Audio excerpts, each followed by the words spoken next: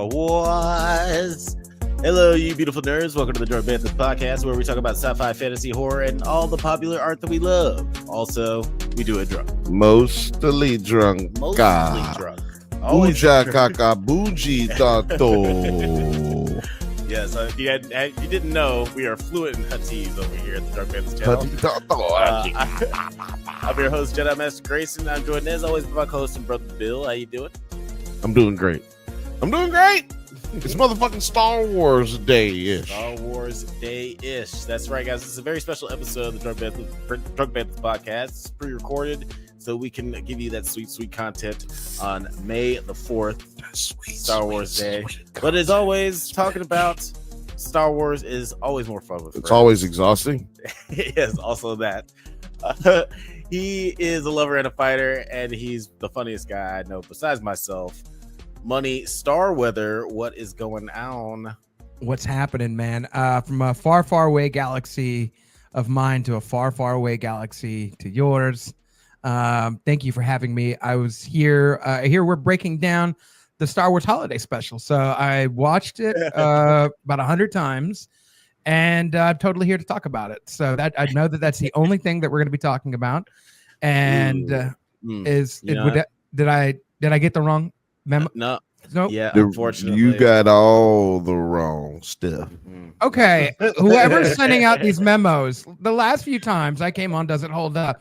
Came here for virtual karaoke. We weren't doing that. I had to pretend I watched these movies that I didn't watch. Now we're gonna talk. What do we talk? What do we? Well, I'm glad that you brought that up because the person that we had in charge of that is our next guest. He's you want to introduce our next guest? Yes, our next guest. He is practically family, but y'all just hate him because he's light skinned. K2SO. What is the dealio? Looks like you're nose deep in some Star Wars. In my defense, I want virtual karaoke to be a thing, so that's why I keep sending out the fucking memos. Maybe if you guys would stick to the agendas, we would get this done, okay? Got him. Yeah, it is hard for me to stick to the itinerary that we set up, but in my defense, Itinerary. Babu Frick is my assistant. So Itinerary. They lead me all astray. But guys, I'm very excited. It's Star Wars Day. It's the time of Star Wars. And we have a special episode of the podcast where we're talking about the best top 5 Star Wars movies ever made. I thought you were gonna. Yeah, all right. I'm here to talk about Sinners. Let's do it. I know we just dropped an episode about it, but let's go. Anything going for 5 hours? I'm here. Yeah, if you do want to see our discussions on Sinners, we had a great discussion with Blake that you can find on NerdsAtNite channel, and we talked about it on the Drunk Banthas podcast very briefly. Yeah, we just talked. Jeff is the Drunk Banthas podcast. So yeah, he's always around. So yeah, definitely check that out. They can't get rid of me. We've tried many times. Yeah, we gave him more work to do. He You was thought like, I wouldn't find love that it. key. They left him on the Death Star, and somehow the man escapes twice. I don't know how he keeps doing it, but I'm happy for you, Jeff. The secret is Uh-huh. space whales. Ooh.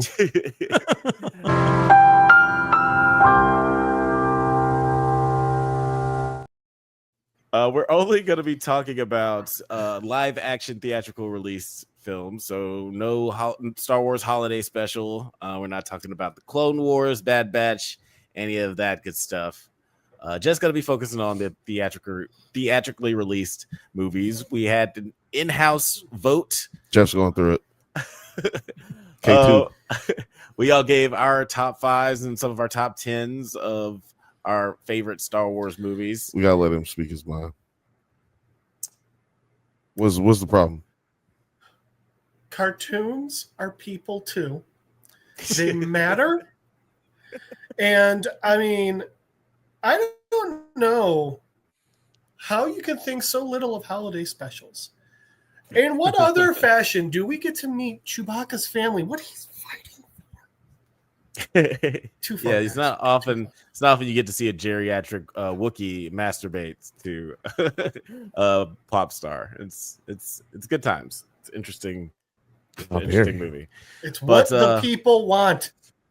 It gets maybe- going. That's what I came for. I was all here for it. And now I've got Yeah. to come up with a top 5 somehow. Don't come too fast. Fun fact, that's what Chewbacca came for too. Yeah, that's right. Everybody's Make sure- coming.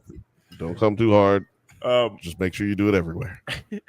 But I'm excited to get into this convo because like this is a hotly so glad you debated took the reins of that coming. So such a hotly debated subject. Obviously, Star Wars. Everybody has their favorite. Masturbated. Sorry. So let's go ahead and get right into the nitty and the gritty. Last one. After all of the votes, number 5 is Star Wars: The Force Awakens. Now, Wait a minute. You added all the votes already? Yeah. I don't trust your math, nigga. I mean, you're welcome to do it yourself. Yeah, what Bill that's gonna what happen. Bill said. Did you what use Bill a said, Alex. TI-82? Ooh. Wait, what? So wait, no, sorry. Where's you your said- graphing calculator, Alex? You just said letters and numbers, and from what I know from math, those don't go together. So I'm gonna. They do in algebra. They went in there all the time. I don't know if I got them right, but I know they went together all the time See, that's Wait, why did he you don't say believe you. algebra? in algebra. Gesundheit. But I'm sorry. Oh, yeah. Also, if Star Wars wants to really give some good fan service to the people of our generation, the next new droid needs to be named TI-82. Yep, TI-82. Why? it's the name of the calculator. Oh, It's okay. the graphing look. calculator that we at good schools had to use in high school. Right. Yeah. Right. That's Well, why I'm not familiar. I was an athlete, so Well, I used everybody else's calculator. If you know what The I mean. kids who did your homework, that's what they used. That's what they use. Yeah, the ones you Yeah. beat up for their homework. Yeah. Yeah. So even though with a collection of votes, these are our top 5, but I do believe that there is going to be some debate between these films, especially That's why we're the here. bottom 3. So I'll open it up to you first, Money Star. What are your thoughts on number 5, The Force Awakens? Don't agree, but I didn't want to speak too quick because I didn't know what the number 4 was going to be. Because my number 5 was Revenge of Them Sis. Now, if that's on the list and it's a little bit higher, a player won't be mad, right? But yeah, that's why I didn't want to speak anything. But Yo, this list is wild, son. I don't agree with them new Empire's people. on this list twice. Yeah, I don't agree with them new people on our list. The new movies I don't agree with on a top 5. So yeah, continue. Yeah. Yeah, I don't agree. I don't agree with any of the new 3. Oh, being that's all on you're saying? the top 5. That's all I'm saying. No, so look, No what I new was about to say- friends. what I was about to say is yeah, with the ballots, Empire you said Empire is on there a lot. And the actual winners here is crazy. So for those who don't know, we did a voting system very much so similar to the way they do the Oscars. Hate it or love it. You can suck Where on you my don't have to dog. watch the movies first. Got it. Exactly. You can suck on my dog. Okay, so if you don't like it, put it in the comments. It's the worst way that you can hurt my feelings is making comments and Permanently make me feel- and on the internet. Yep, you just hurt my feelings forever and ever. All you gotta do is just leave a comment telling me how bad of a person I am. Doing it. That's why I keep doing it. Earner account. You guys don't know who it is. So the Force Awakens, man, hated it. No, the Force Awakens. It's like the beginning of a really the beautiful beginning of a really bad story. Yeah, I agree that the sequel trilogy didn't end well. Rise of Skywalker is my very lowest on my list. It's the worst. Because you can't help it. Why? the worst Why would you vote The Room as Because somehow the science fiction version of The Room as the fucking best Star Wars movie? I know why we all hate it. It's because somehow Palpatine returned, right? Somehow Like, Palpatine returns. yeah. Or even what's the other one? They fly now, right? Like, ugh, stop that. Stop that. I am perfectly fine with they fly now if Palpatine Never returns. and also I'll if tell we you get what. the Black Jedi that we're supposed to get if there wasn't racisms. Oh gosh, yeah. Go ahead, Jeff. I'll tell you what. So I agree with Rise of Skywalker being one of the worst movies ever made. For me, it's my second to last. But for me, it's not even the Palpatine. It's not even the They Can Fly Now, which still not good, either of those. It is the fact that they actually had a chance to redeem the entire sequel trilogy and threw it the fuck away by making Kylo Ren become Ben Skywalker, a Jedi again. It's a redemption arc. It is literally the rise of a Skywalker. Also I died to save you. Never mind, I'll die to save you. No. You can do it once. You do it twice, it's stupid. Yeah. Stop dying to save everyone. You can't die to save everyone. First of all, you either got to die to you start either dying or saving. But just quit fucking trying to do both. But no, that movie, Rise of Skywalker, should have been the rise of Skywalker. Like, why make her a Skywalker, right? Like, come on. It was in the movie. It was there. It was written in the movie. And then they just said, fuck all. Identity theft is not a joke, Jim. Yeah, Jim. And that feels like it's like that one is at the pretty low to the bottom of our Star Wars top, overall list. Right. But let's talk about the bottom of this list. Jeff, what are your thoughts on Force Awakens? So, I agree with Blake that I don't think it should be number 5, but I disagree with Blake because I think it should be a little bit higher. Personally, I also had Revenge of the Sith as my number 5. I had Force Awakens a bit higher. I'm right. One, because frankly, it was a great movie. It was everything about it I enjoyed, and if you go back in time and you remember how you felt when you watched that, you're like, Star Wars might be back, especially after even like when you're a kid and you're trying to like episodes 1, 2, and 3, you're still just like, I'm trying to do it, but it's not easy. But I mean, Force Awakens legitimately gave us what we wanted. It had a great story. It had a new hero. It did that again. I don't know why they then walked backwards for the Ahsoka series. They gave us real stakes by killing Han.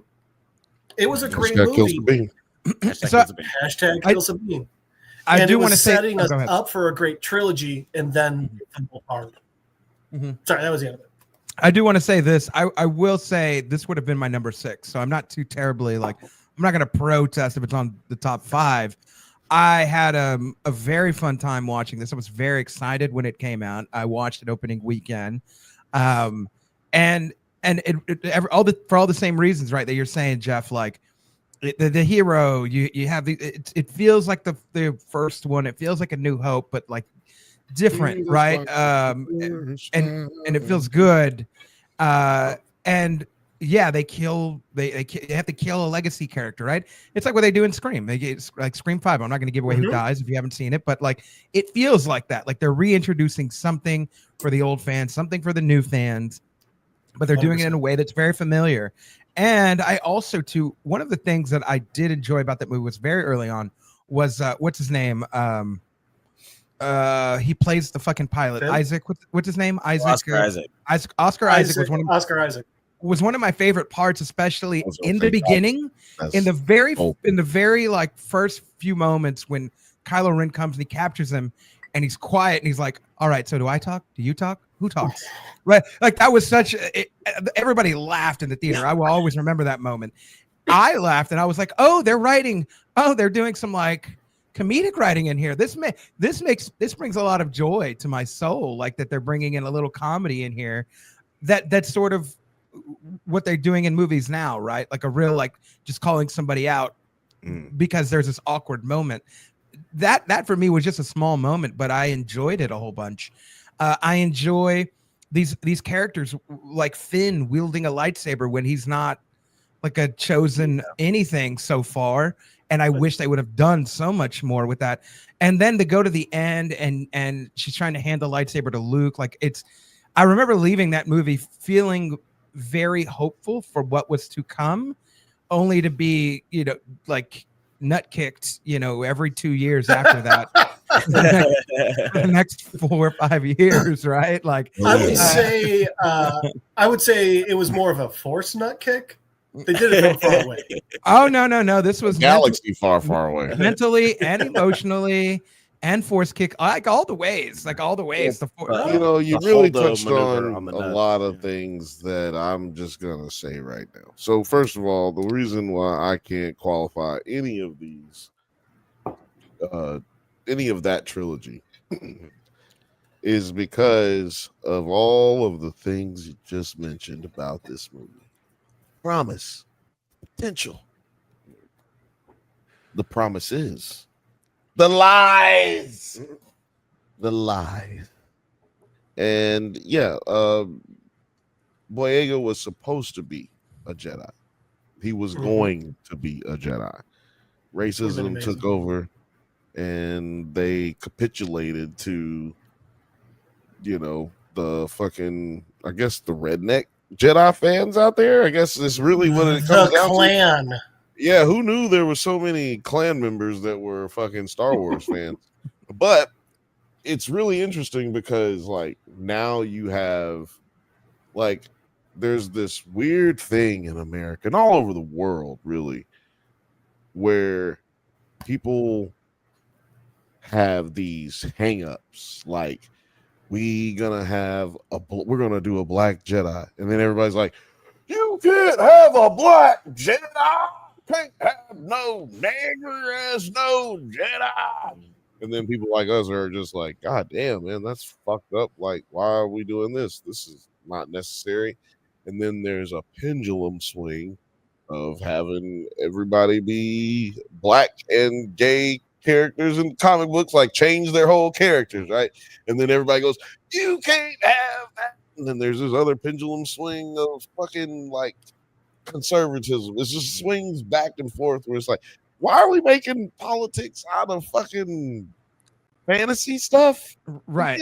Nobody had a problem when Samuel L. Jackson had a purple lightsaber, was cutting off Jango Fett's head. Didn't nobody have a problem with that? Everybody loved that. Everybody was like, give me more Samuel L. Jackson. Let's go. Everybody knows the sexual connotations and racial connotations to that. Well, I'll tell you what, Bill, the only thing that gives me hope about what you just said is that pendulums finally just stop in the middle. So good Lord, can we just get to the middle already? This is a stupid fucking pendulum. Stupid. That's the reason we got the just my last little soapbox moment. That's the reason we got Assassin's Creed the way we got it, because people were mad on one side or the other about having not having a black character have its own game, and they split the baby. They said, well, we'll give you a black character and an Asian lady, and we'll just split the baby in half on this with it. So, like, these are the things, because people like to blame liberalism and wokeism. Like me try to be angry. Well, yeah, it's like people like to blame liberalism and wokeism, but it's also the other side of the coin too, where people have this backlash of racism towards anything that's just different. And it's like Jeff said, can we just sit the pendulum down for a second and goddamn just be in the center? So yeah, but that things like that is the reason we get Palpatine returned. Like, because people just don't have original ideas and worrying too much about what goes on outside of the actual story, the movie, the a tale a long, long ago in a galaxy far, far away. Right. Yeah. I have so many things to say about just how Star Wars reacts to the audience's reaction. Hopefully, my video will come out tomorrow. If this But is if it's not though, check out the John Boyega video on the Drunk Reviews on on the Drunk Banthas channel. Yeah, that one's a few years old. You can definitely check that one out. But I personally really liked this movie. This was my number 5 on my list. I used to go back and forth between this one and The Last Jedi because I do really like The Last Jedi, but it did move down a few notches. Like upon rewatches, like I just don't like what they ended up doing with John Boyega's character because he was so well set up in this movie. Like having a defector stormtrooper is a really cool, interesting story. And him possibly being force sensitive, that's even more interesting. And just like having him team up with Rey, and they obviously were like in love with each other, but you know, we've been told for years and years and years that love is like bad. White women and black. Oh, that love is bad if you're a Jedi.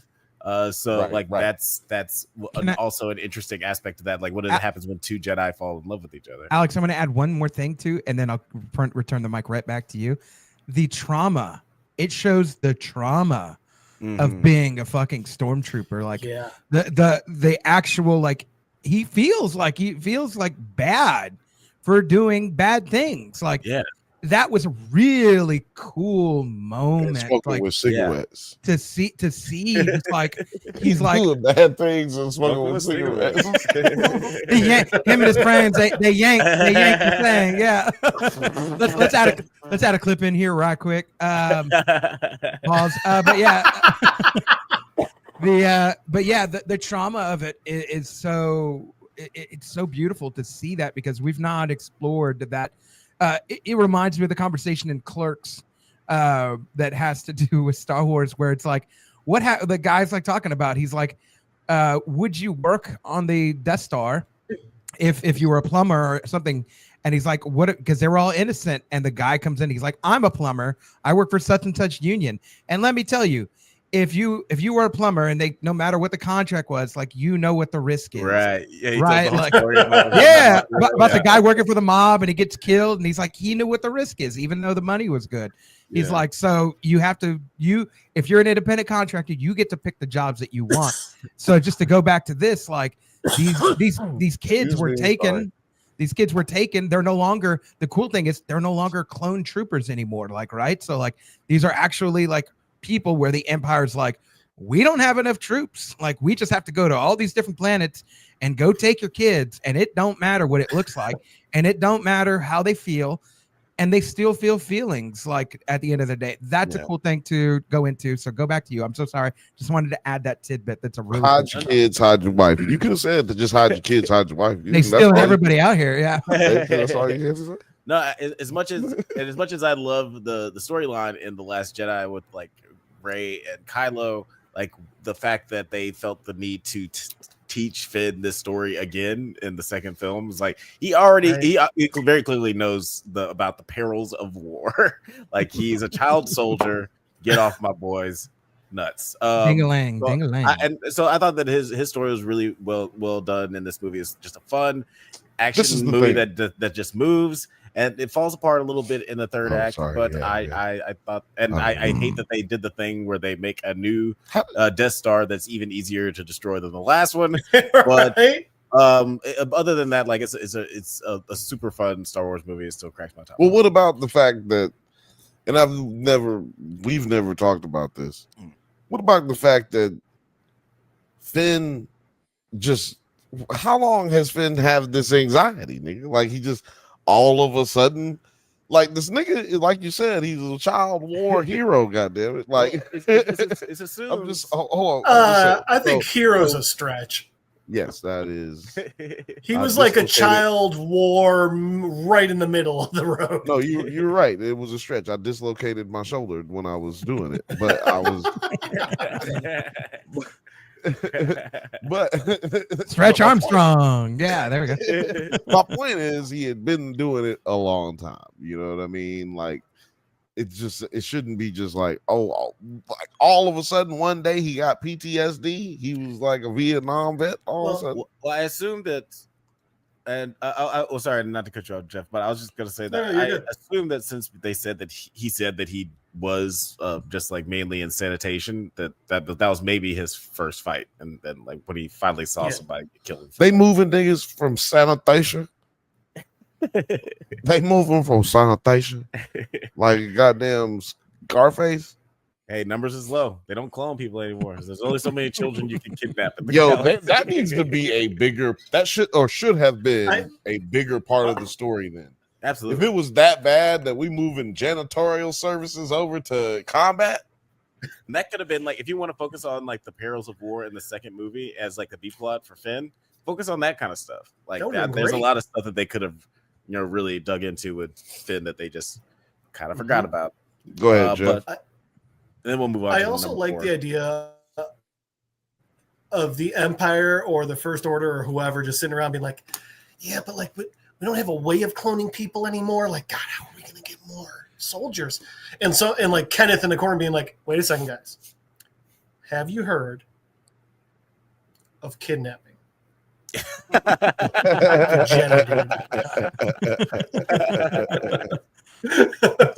gonna be wild, y'all. It's gonna be a wild idea.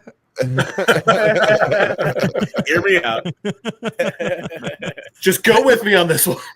The parents don't need the kids. What they doing anyways? They're just picking corn and growing blue milk. They don't need them over there in the farms and shit. They're growing blue milk. That's amazing. We need to kill these motherfuckers, bro. That's what we got to do, baby. I'm tired of all these goddamn. I'm sorry. I was gonna try to do a Samuel L. Jackson quote, but I couldn't. It couldn't happen. Maybe. Well, let's cut to a clip. No. Hey, yo, go fast forward to. That's the best clip yet. Fast forward to an hour in this episode, and you'll hear my joke. Number 4 on the list is Revenge of the Sith. This is all the prequel movies have been praised and hated. It's very divisive. Praised by who? Just me. I praised them with you. You didn't hear me. Yeah, like that. Like the producer who got crazy rich off it. Roll Tide. Yeah, people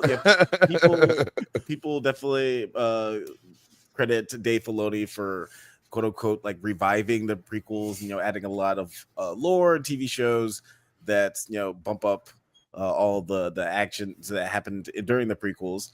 And also, there are people who grew up with the prequels, like they're their first Star Wars movies. Like that's how they identify with Star Wars. So it just has a special place in their heart. But Bill, I'll let you go first. We technically grew up with the second one. I mean, if you weren't born when the first one came out, then you grew up with the prequels.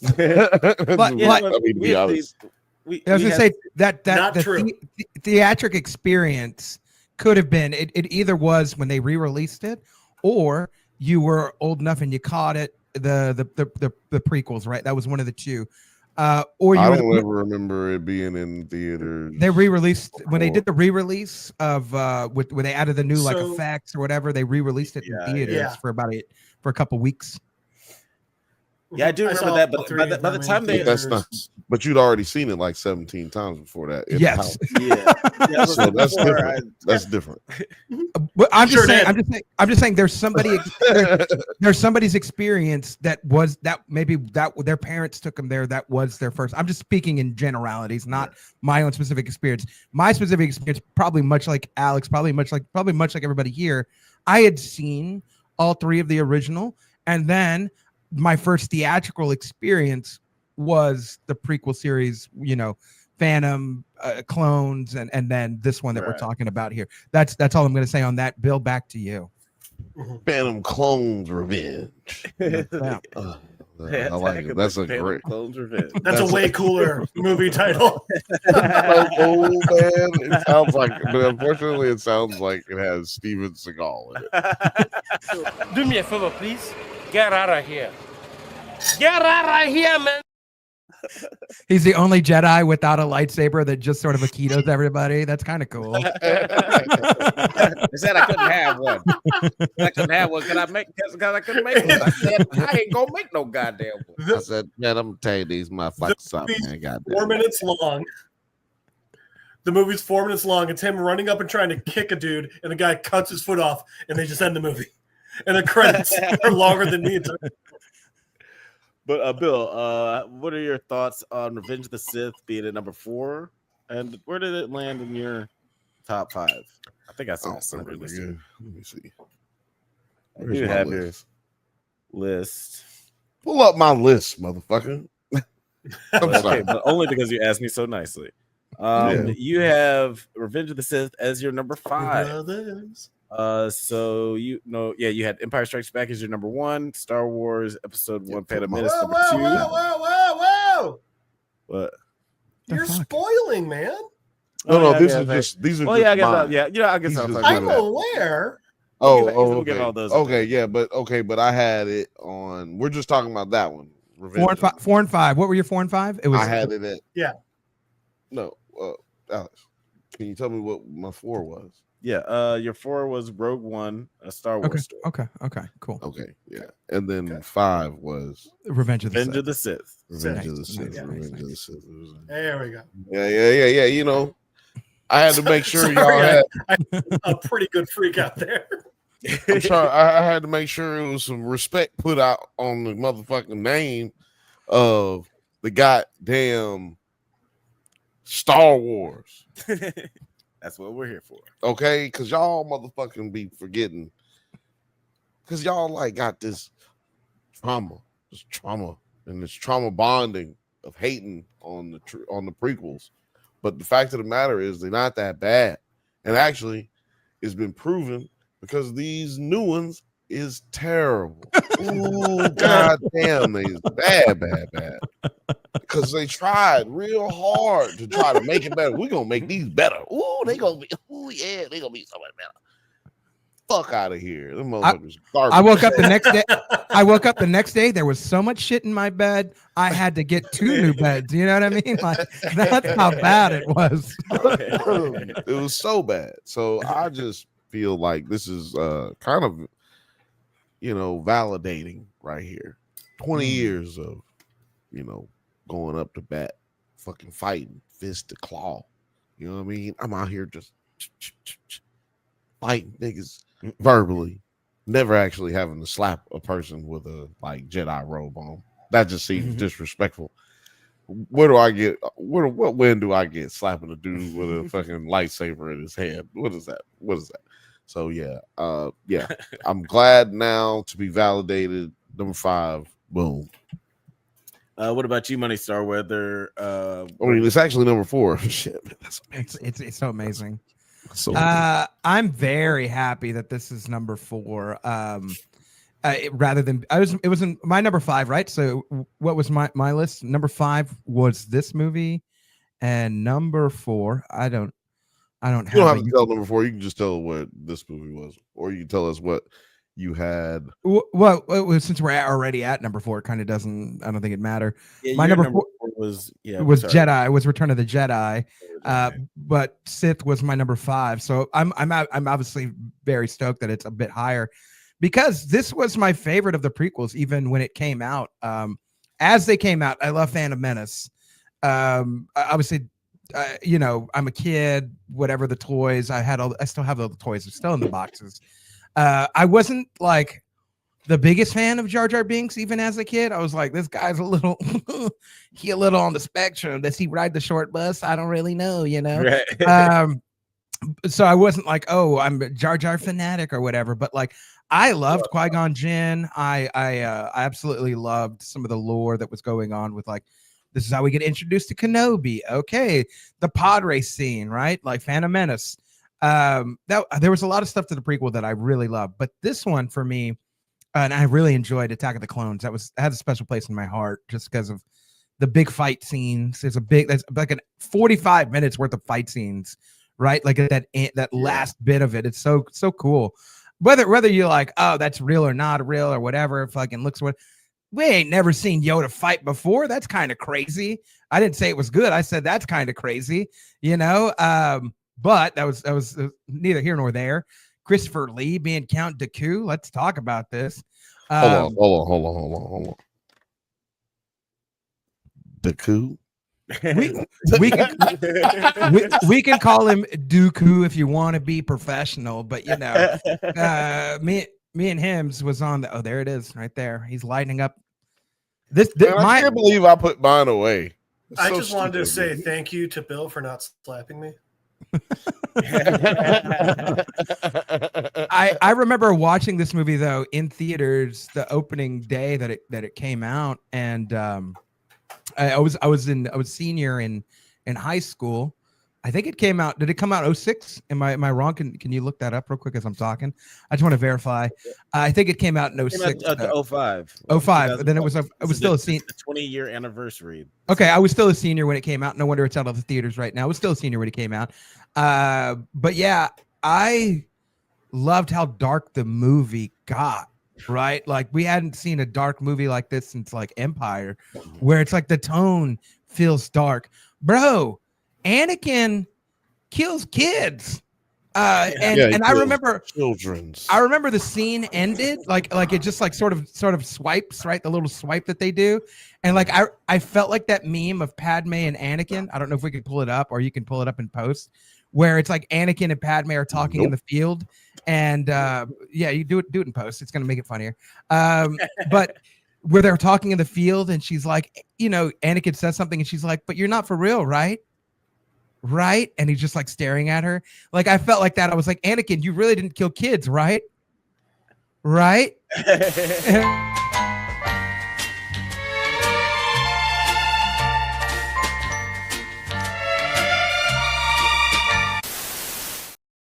And that was about the time that I put my penis away when I was watching this movie. They start fucking. It was gross. I saw lightsabers. I said, I got something for you. Let me show you my Sith lightsaber, if we know what I'm talking about. At the end of that battle was the first time we saw a white lightsaber, if you know what I'm saying. Jeff was in the movie theater. Nigga, no. But this movie was dark, bro. Like Padme's pregnant, and you know that it's Anakin, and you're like, did they go on to Mari? How did they figure this out? Like, right? Like, I got a lot of questions. They're sleeping in the same like room. Like, is that Jedi approved? You know, like I don't think they got Catholicism over there, but like, bro, what's going on? You know, I just had a lot of questions.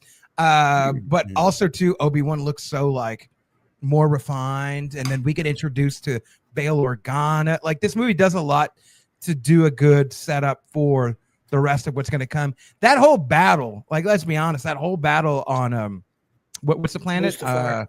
It is Mustafar. Yeah. Mustafar. God, I'm just Mustafar. There's Mustafar, but I didn't see no cows, if you know what I mean. That's stupid. That's a stupid dad joke. But Do me a favor, please. Get out of here. Get out of here, man. and that's been my time, y'all. Thank y'all so much. No, but that whole battle on Mustafar, right? Like that's fucking dope. And they trained how long for that fight scene? Like that's incredible. And it showed. It really, really showed. Believable. Like it's kind of, you know, believable that he got lit on fire. The lava traveled like a whole foot to go on you, and then you just lit up like a Christmas tree. I don't know, man, but you know what? It makes sense. Makes sense. Like I get it. It feels like it almost feels like symbolic more than like literal for literal. Like this is, we have to realize like a long time ago in a galaxy far, far away. And who's telling these stories? Like, you know, Whose man's is this? Whose man's is that, man? Because he's angry right now. And then the whole thing with the these stories? I didn't start laughing at it until I was an adult, but where he's like, No. Everybody knows what I'm talking about. hate you. That's good. That Yeah, no. that was a good one. I try to quote it. It was Not mad. pretty. Yeah, it took me a whole day to memorize that quote, but that quote though it's laughable now, but also too you're like, yeah, he's an angry. Hey, yeah, angry guy. Hey, Darth Vader's doing some therapy for his body, but is he doing therapy for his mind? Maybe he should go to BetterHelp. I think he should. No, he was not. Yeah, no, obviously not. And that's how you become a Sith. Long story short, is this movie. But yeah, I just had a fun time. Oh, and the scene where they kill all the Jedi. Jesus Christ! Did everybody cry on that scene? The scene where with the younglings. The scene with the younglings. The scene for me was like, this is how you know it's a good scene in a movie. When you're like mad as a motherfucker, but you knew it was gonna happen, and also you caught up in the emotions. Like, well, we can't. Do you gotta kill that one? When they killed Coyote Mundi, I kind of cried a little bit. I had the toy from the first two movies. On Monday? Who they killed on Monday? Or Coyote Mundi, the guy with the cone head.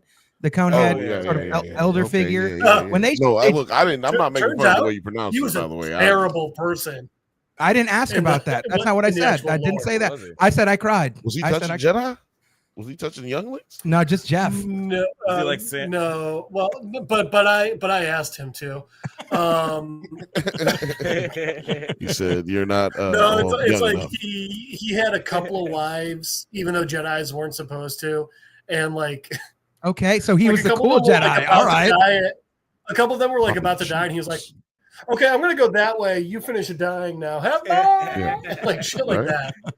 He did not give a fuck if people died. Evidently, I didn't know that then. So, anyways, I still was sad. I was sad. I was very sad when he got shot. Like he was trying to get that thing. You know what I'm talking about? He sounds like he's like the Bill Withers. He's like of being a Jedi. It's like he may put out some good albums, but he like will whip a girl's ass. Yeah, like... he was the OJ or the Jim Brown of.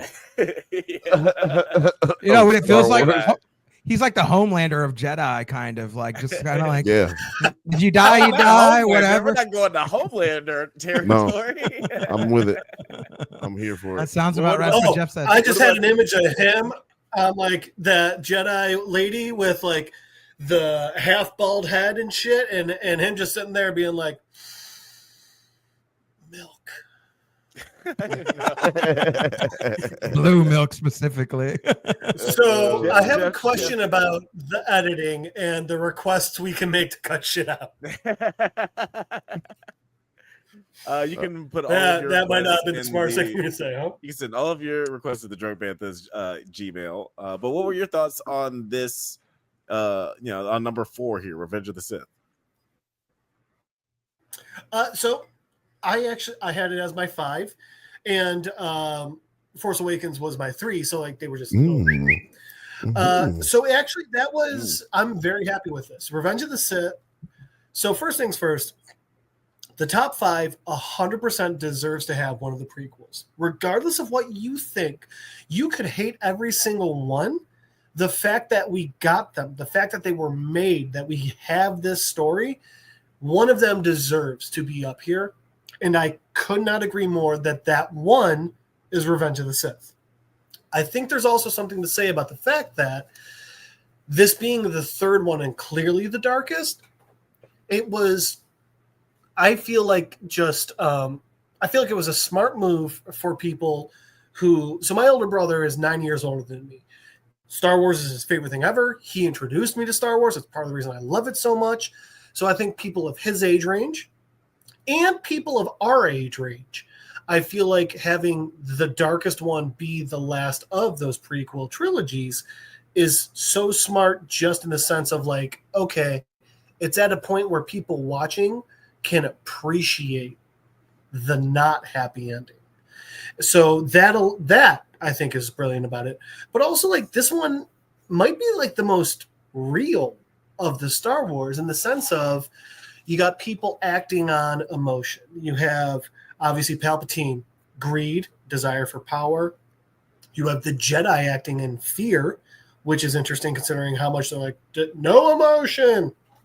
You have Anakin fighting to just, he's trying, he's doing evil shit, but he's doing it out of love to try and protect the life that he wants, the family he wants. I think this is a really amazing film. I think it's beautifully done. And now I've got to keep to film school. I don't know if this is true or not because this friend is a known liar.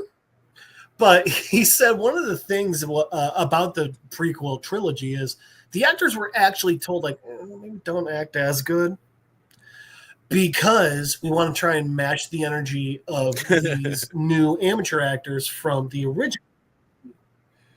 But I feel like this one didn't have as much of it. I feel like this Revenge of the Sith was like hey, it's a bit campy at times. It's a bit predictable at times, but like put it out there. We don't want you doing a scene with an emotion tied behind your back. Like fucking do this. So I just everything about Revenge of the Sith, I think, was done very well. I very much enjoyed it. I will say my number 4 on my list was Return of the Jedi. For a whole host of reasons. It was the one when I was a kid that, I saw these very young. I think I saw all 3 of them when I was 6. And, Return of the Jedi ending on such a hopeful note. The good guys win. And, I mean, like, at that point, probably the coolest, maybe not the coolest, one of the coolest lightsaber fights we've seen, and this one ended with the good guys winning. In fact, I had this up earlier, but this is Luke's Return of the Jedi. Lightsaber. Yeah. Probably my favorite one. It's flat out. It's one of the reasons green's my favorite color is because of this movie. Or I'm sorry, Return of the Jedi. So that's one of the reasons why I chose that for 4. But like I said, Revenge of the Sith being number 4, I appreciate it. I appreciate the respect it's being given. And I can appreciate that possibly I was wrong in my rankings. I think Revenge of the Sith is that good of a film. Ooh. All right. Just to First of all, he almost made me cry right there at the beginning. I just got something when he was talking about, because this be the things that I've been saying for years, No.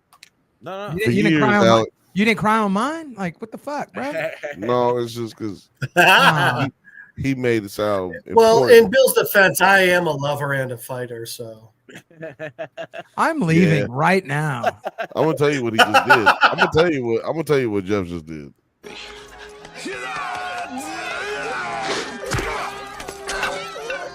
Take that message to your people.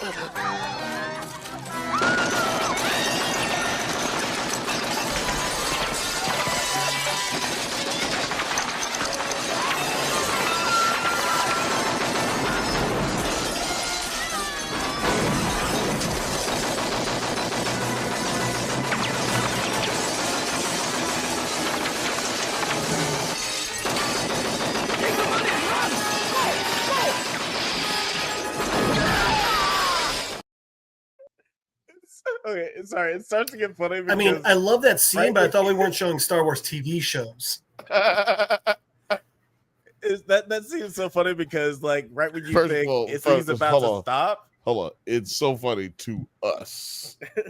Yeah. I didn't laugh at any of that. But yeah. It goes on forever. Yeah, it goes on for way too long. It's hilarious. It's like every Family Guy Peter and chicken fight scene. It goes on too long, so I start laughing again. Yes, that's basically it. I'll make mine really quick. I like Revenge of the Sith. I still don't love it. It's not one of my favorites. It is pretty low on my list. It's actually number 8 in my top 10. I got Force I'm gonna Awakens. leave this video now, if you don't mind. 8? You see what I've had to live with? You see why I was about to cry? See why I was about to cry? I had to jump into y'all's shit. See how I was about to cry? I'm just gonna make this real quick so we can move on to the next one. But I had Force Awakens is my number 5. Rogue One is my number 4. But yeah, I really enjoyed Revenge of the Sith. For what it was. I think the story is really interesting. John Williams is in his bag, and I really enjoyed that scene with the Emperor and Anakin, where he's like talking to him in the opera house. Like that's one of the coolest scenes. Are you aware of the tragedy of Darth Plagueis? It's one of the coolest scenes in Star Wars. Like it's so awesome. But I Are feel you like aware of the tragedy of Darth Plagueis? But I just felt like it was not directed really well. Like it wasn't executed as well as it could have been. Like it just feels too artificial your and actors not to act badly. Yeah, that'll help. Yeah, that'll probably help. That'll be our first start. And First also, thing you should start with. and also just like pacing issues and just like the way that like some shots were composed, like just it didn't really grab me as much as other Star Wars movies, and that's why it knocks it down a little bit this for me. Or did it grab you like this? That's why I didn't like land super high on my list, but I'm not mad at it being the top 5 here. Like, You know why you're not mad? Because you know it should be. Billiam, was that a Money Talks reference with Faison Love? Yep, that's a Money Talks reference. Future doesn't hold up. What a great movie! Oh, with Charlie Sheen. Yeah. Hey, well, I know who will be on. I know who will be on the. Hold my thoughts for that. Does it hold up? Oh yeah, I'll be there. There I'll you be, go. I'll There be you there. go. Just call my name, and I'll be there. So my number 4 actually ended up being the collective number 3, Rogue One, a Star Wars story. Money, I'll let you go first. What did you think of Rogue One, and where does it land on your list? Wait. Your number 4 was. Wait a minute. I'm confused about what you just said. We my are number now 4. moving on to number 3 because it was Alex's number 4, which is Rogue One. Okay, yeah, that was the most confusing segue of all time. No, sorry. So Rogue One. I think I got that right? You got it right. Yeah. Rogue One was higher on my list. I don't want to give it away just yet, but it was higher on my list. Which everybody's out there. It was either number 1 or number 2. You'll find out when we go on. All right, we're not there yet. But I'll ask you a bunch of questions, and I want to have them answered immediately. That's right. All right, let's get to it then. Thank you, Arnold, for that setup. Yeah, Rogue One. I left the theater like damn near in tears. I was like, "Damn it, man! Another sad one, huh?" Where this is not. I thought it was going to be more hopeful than this. I mean, it was. I'm so glad that they got the info. They got the info to, the rebels or whatever. But like, damn it, man, that was fucking sad, dude. Like, yeah, it was so fucking sad. But there was so many highlights of the movie that are fun. Donnie Yen throughout the whole movie. Fuck off, bro. Give me force martial arts every day of the week. Blind force martial arts.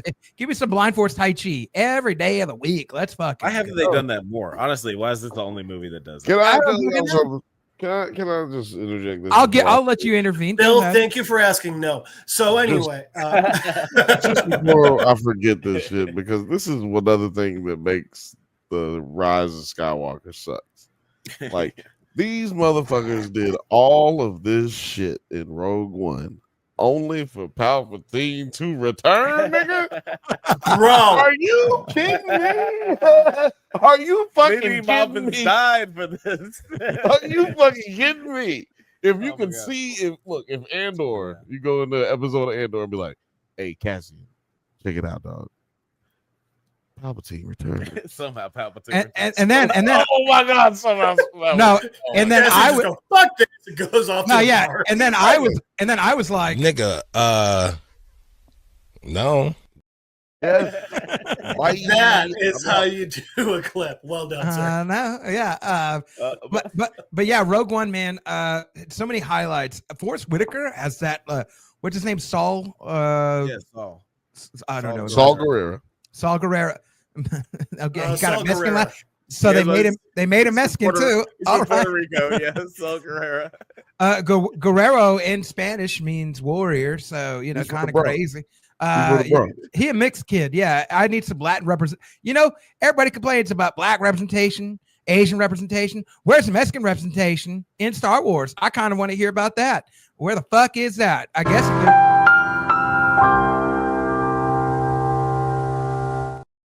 And that was the hate mail letter that I sent to George Lucas at Lucas Ranch. That was, and then I got banned for life.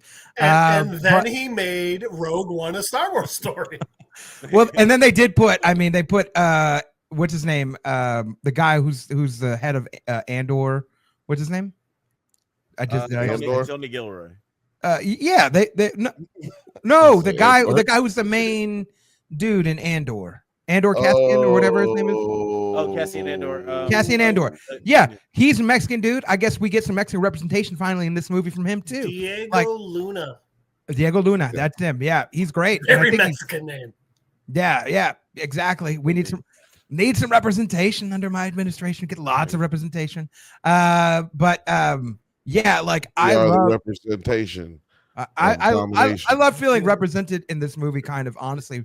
Finally in the Star Wars universe, but besides being like, oh my god, the representation, whatever, that movie's a fucking great movie. That last 5 minutes with Darth Vader fucking vading everybody up, bro, in the hallway, it's like something out of a horror movie. It's like when you have like all the kids, and then Jason like fucking walks down and just starts nailing, or like Michael Myers just starts nailing down people one by one. You're like, holy fuck, dude, like, what did I just get into? We actually have a clip of it right here. Hold on. Put it in. Right here. Oh, yes. Take that message to your people.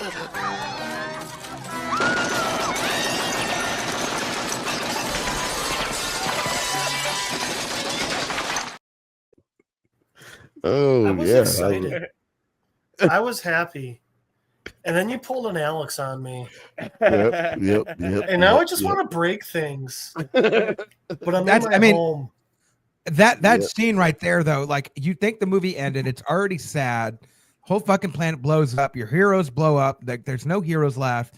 Then they're on the ship, and then Vader's just like, get this one. Bro, in the darkness, and all of a sudden you see the lightsaber show up, and you're like, what the fuck is gonna happen? Dude, the movie is incredible. It was made incredible, and it also had nothing to do with anything that we'd seen before. It was more on like the political aspect or the struggle. I call it the struggle, right? We are seeing the struggle bus being ridden by the rebels.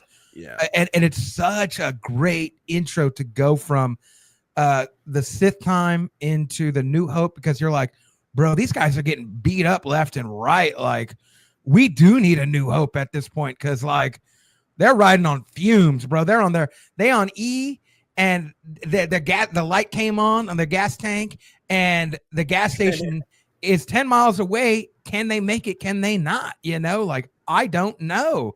But obviously we all do know. Next time on Dragon Ball Z. But yeah, the direction, very well done, sir. The direction of this, the director was Tony Gilroy, right? He directed the Andor, and he directed. Tony Gilroy. Oh no, Gareth Edwards. Gareth Edwards. That's who it was. That guy is incredible. There are like rumors, I guess it's a well-known secret that Gareth Edwards did direct the movie, like in name, and he was hired to do it, but apparently Tony Gilroy also came in and did a lot of reshoots for the film. But I do like definitely credit Gareth Edwards for like the scope and scale. There's a certain feel to it that feels bigger than Andor, but there's certain scenes, specifically the way that they're shot on screen, it feels so much like Andor.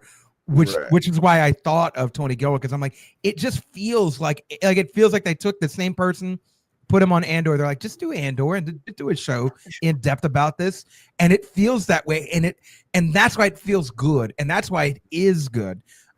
We don't have Andor without Rogue One.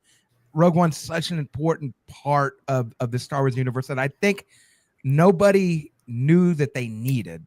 quite honestly. And that is the end of my rant on there. Don't know where we're going next. Well, I'll go real quick before I give it to Bill and Jeff. Since like you guys already know it's my number 4. Yeah, I really did love this movie. And I like how we explored this aspect of Star Wars, or just like the wartime shit. And I think that beach scene is like one of the best shit I've ever seen in Star Wars. And yeah, you get to like explore like these characters of some people who are like not essentially Force users and lightsaber users. That Darth Vader scene, like, I think it goes like all the things that you said, Blake, but it also blends really well into A New Hope. Like I think if you're binge watching these movies, Rogue One, like it blends perfectly into episode 4. So just like this is this is a movie of characters. Alec Tunick as a fucking robot again. Let's go. Yeah. Let's go. Let's go all the way to another galaxy. There's a reason I chose this name. Yeah, you go ahead and go next. Since you go ahead. We'll just like. No, I'm joking. I was joking. I was joking. But yeah, also just like like what we mentioned, Gareth Edwards. He's the director. He also did that first Godzilla movie, the Aaron Taylor Joy one. ATT. Yep.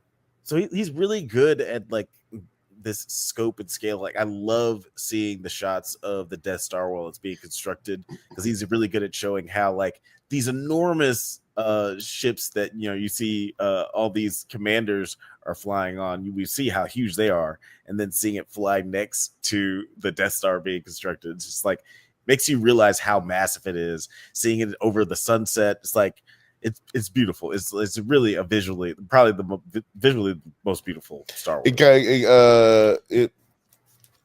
I'm reminded of that scene when watching Andor season 1, when they're in the prison and they're building pieces of the Death Star. Mm-hmm. Yeah, and their pieces are so small. I mean, so large, but then they're going on this small, little, tiny piece of this massive thing, and it's so easy for them to disguise that and keep it secret. Yeah, you should really watch Andor while building a Lego Death Star. You'll laugh and cry together. Yeah. Yeah. Not going to disagree with him at all. Jeff, I'll let you go next. What did you think of Rogue One? There's a lot of thoughts. I'm going to apologize. I'm going to go off. I will say, like Blake, for me, it's higher than it is here. I'll leave it at that. My personal number 3 was Force Awakens, because again, it got me so excited for a continuation of the Star Wars story.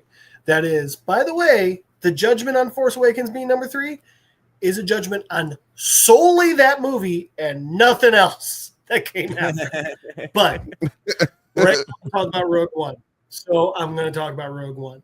I'm going to reference something, Alex, that you said with those big visually stunning scenes. It reminded, like the beach scene, just when it's so far out and we see them running like that, just trying to survive, reminded me so much of that Godzilla movie when they're skydiving in, and when they get through the clouds and we see the holy fuck, this is the scale of what they're trying to get into. That was such a great callback. Blake, Saul Guerrera, not only was he such an amazing character in this movie, he was so good. He was then brought into my personal opinion for best Star Wars game series, our Cal Kestis Force. It's not Force Unleashed. Oh Lord, I'm so sorry. The prequel to Jedi Survivor, which is one of my.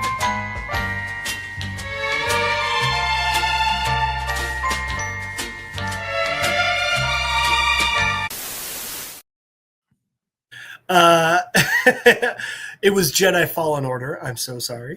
But yeah, Saul was a big part of that game. One of the most important earlier missions. Then, oh my God, what's next to talk about with this one? All right, how about the fact, like I said, my big brother, love him to death, my hero, Jay, if you're watching this. I don't know why you'd watch Shout out to anything Jay. I do. You're so Shout out much Jay. better than this, sir. If you are, I can subscribe. But he did such a good. He's the reason I saw this movie, and it's not because he gave me my love of Star Wars. It's actually because I had stopped loving Star Wars at this point. At this point, we had the prequels, we had some other stuff that I just wasn't impressed with. I was just burnt out, and I didn't fucking care. And he told me, you need to go see this. You will feel like you did in A New Hope. You will feel you'll feel again. And I'm he just told me flat out, like, I haven't felt anything in 15 years. You'll feel again. In my defense, I'm a closed off person. No, he was just trying to you sitting in a rocking chair in the windows. No, you should not. No, there's no reason you should be laughing at Jeff. It happened. What if He was literally, trying to like, going explain through some shit at this time? He was, oh no, it wasn't any of that shit. He's sitting here like this. He's like, "You're gonna feel again, boy. You're gonna feel again, boy." Well, you know what I was gonna say? It wasn't any of that, but it was that in regards to Star Wars. Mm-hmm. Star Wars, a genre that I love so much that I just stopped giving a fuck about. This got me back. This is why I was excited for 7, 8, 9. This is why I was excited for the games. This is why I was excited for anything Star Wars after the prequels, which I didn't even hate. I just didn't love the way I loved Star Wars. And I got to give him credit. Jason, thank you for he kept trying to explain, you'll love the entire movie, and then the last scene will basically give you a heart attack without spoiling it at all. And he was so right. All right, I'll just do two other quick parts about this. One, this is the first time, take out Vader, there's no Jedi. We got a movie, we got a story in the Star Wars universe where we're not dealing with the Skywalker saga. We're not dealing with the Jedi. We're dealing with people, which is the vast majority of Star Wars, if we're being honest. Even during the height of the Jedi, the vast majority were just normal people. And last but not least, Blake, you touched on it, Donnie Yen. And it gave us. And first off, him alone is amazing. I cannot say anything better than you did about him, Blake. I will say he gave us an explanation for something that has been an ongoing joke and valid criticism of Star Wars for the longest time, and that's why stormtroopers can't hit shit. The Force is a living thing around everything, everyone, everywhere. And the Force, and by the way, I would argue this did some damage control from Phantom Menace being like, well, you can only be a Jedi if you got midichlorians. And Donnie Yen just being like, no, the Force is everywhere. The Force is everyone. The Force is everything. And that's one of the reasons why. So I am one with the Force, and the Force is one with me. If I don't stop talking now, I just someone else please take over, because I can't. I'm struggling. I will say though, as far as the midichlorian thing, yeah, I think the longer that these movies are out, minus the most recent 3, they get better, right? Like the midichlorian thing, as you pointed out, Jeff, like, yeah, they practice that early in the prequels, so I guess early in the story, but that's proven. It's proven that those guys didn't really know what they was doing, right? Like those Jedi were super arrogant and like super naive at the same time, and they kind of just flexed out of all of that story wise, as far as saying like, hey, you know, this person could have the Force. The Force is all around us, and even Yoda says something towards it, like when at the end of his life. You know what I'm saying? Like, Yeah, it's one thing that's definitely explored, and that's what I love about the story. It seems that for some reason we have gone through the first 3 decades of it existing, and people being like, "Hey, man, this is wrong. You can't do that because this and this and that." But it's like the next 3 decades, it's like, oh, I guess you could do this because things change, people change. Like, oh, those guys could have been wrong, and then oh, okay. And yet they still never figure out it's okay to love someone. I would have hit the more you know, but it's been we're good. We're good. We're good. Before we get into the last two in the on the list, I do want to just say, like, just real quick, this is pretty interesting. 5 through 3, three very different movies. Just to remind everyone: number 5, The Force Awakens; number 4, Revenge of the Sith; and number 3, Rogue One. Is this the part where you tell everybody to like and subscribe, and make sure you go out and check out the store channels? This is the part where you do that. Yeah, and then you say, "Hey, if you want to join the members on both the Nerds at Night and the Drunk Banthas channel, you should go ahead and do so. If you can't, then do that so I can get some more bourbon. Yeah, go ahead and do that so I get more bourbon. Go ahead. Yeah, same there.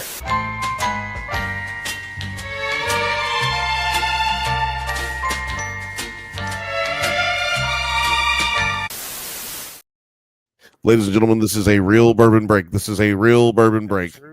bang, bang, bang. Bang, bang, bang, bang. Alex, can you hear me that Sprite up there? Speaking of bourbon breaks, I need Sprite to mix with tequila to make bourbon. That's what I call bourbon. Yeah, Sprite and tequila. Right there, boy. Don't let it bite you. Straight up. Gracias. You come on back in. What is this? What's going on? Oh, yeah. There we go. Sands of time.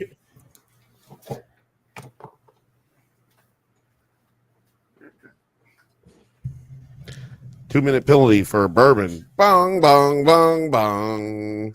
Bong, bong, bong, bong. Bong. Y'all go to them hockey games where they do that shit? No, I don't go to hockey game. We don't really have a hockey thing going. We have a local. What?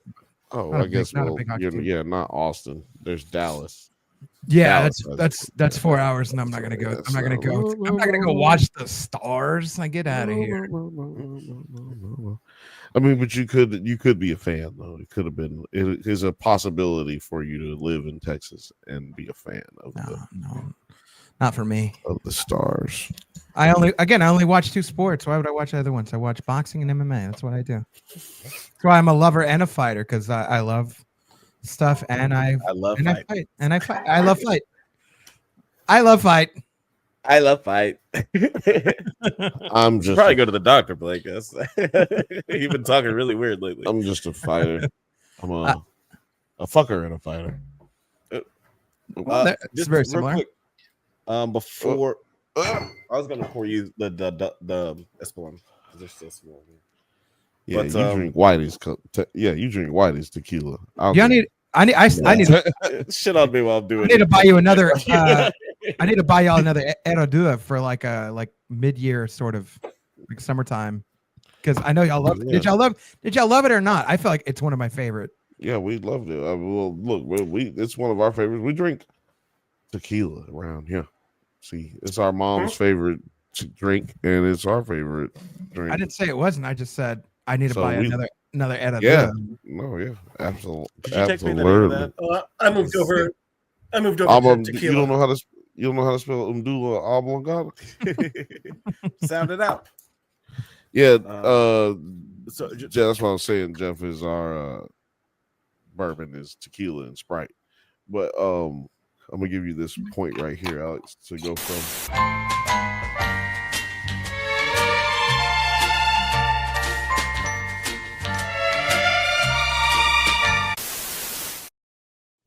So yeah, let's real quick. We'll go through our personal 5, 4, and 3 before we get into our last two, because I think these last two is going to be pretty unanimous. But Jeff, I see that. Yeah, your 5, your 4, and your 3. You want to go over those just a little bit? Remind people of I yours. sure do, Alex. Thank you for asking. My personal 5, Revenge of the Sith. 4, Return of the Jedi. 3, Force Awakens. Again, I knew that I wanted and needed to have at least one from each of the trilogies in my top 3. I felt that this was a good way of doing it in the sense of the order of importance to me.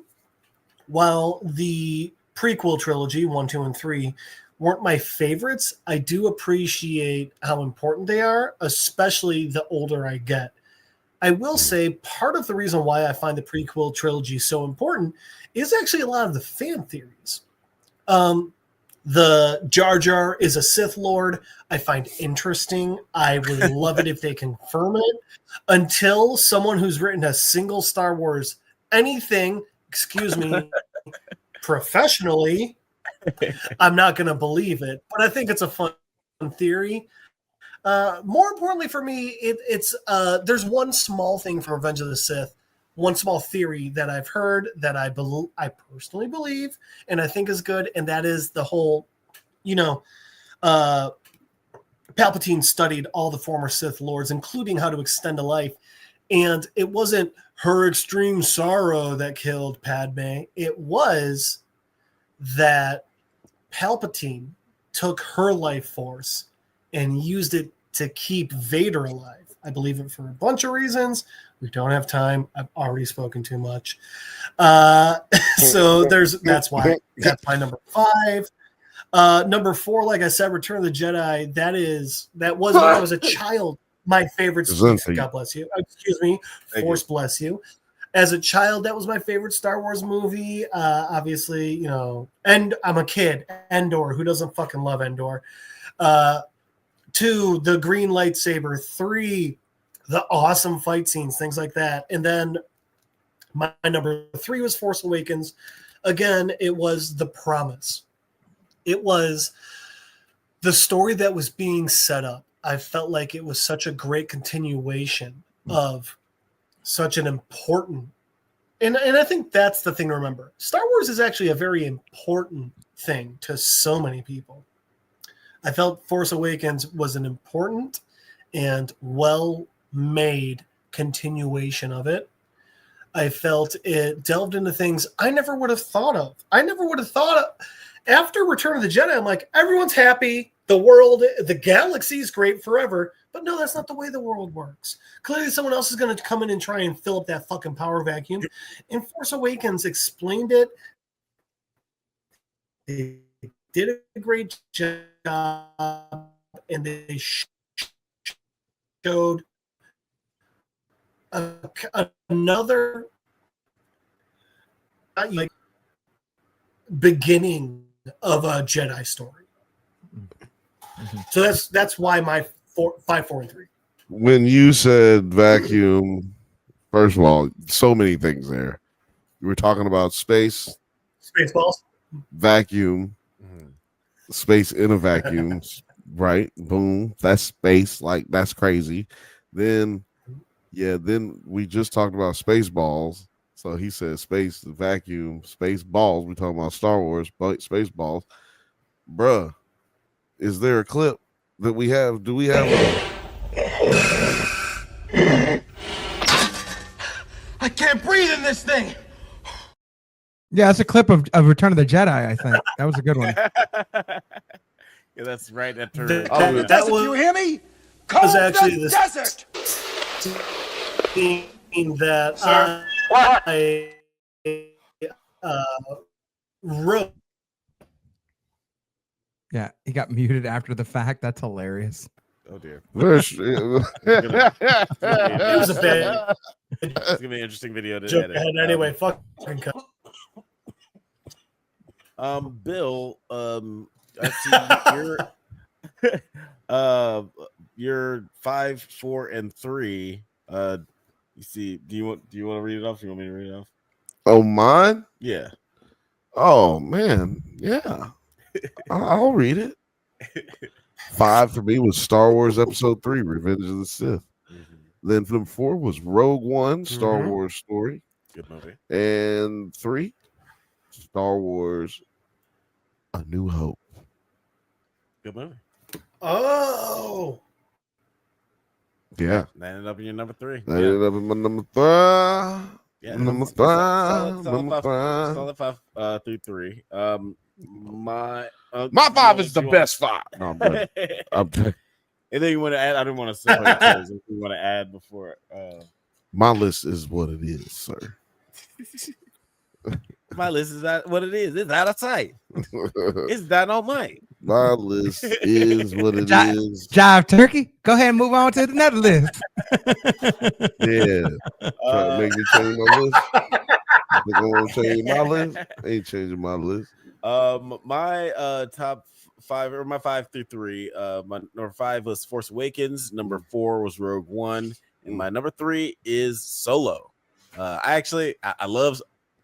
Y'all know how I feel about 5 and 4. Number 3, right? Solo, super fucking fun movie. Every time I watch agree. it's just like more and more fun. It's just like I don't know why people hate it. It's just we actually watched it together at the super same Star time, Wars. if I'm not mistaken. Right? Yeah. We watched it. We were like, "Yo, fuck it.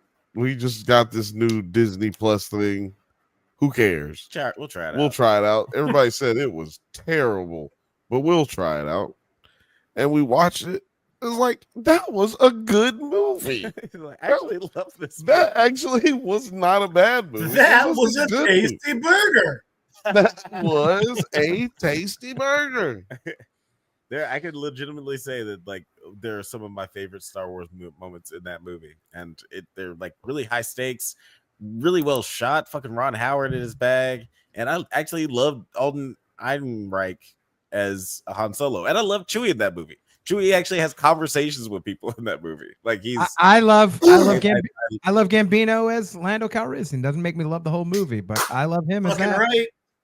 Yeah. No, that's fair. You know, I get it. You know, and I that's why I kind of love the way everybody was voting, because everybody's movies are kind of all over the place, and as far as what eras end up in like the top or the bottom of their list, but.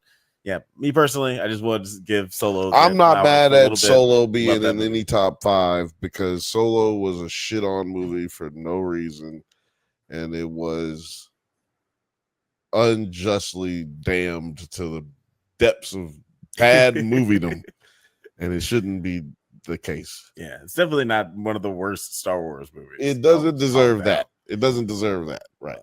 But Money, what was your 5 through 3?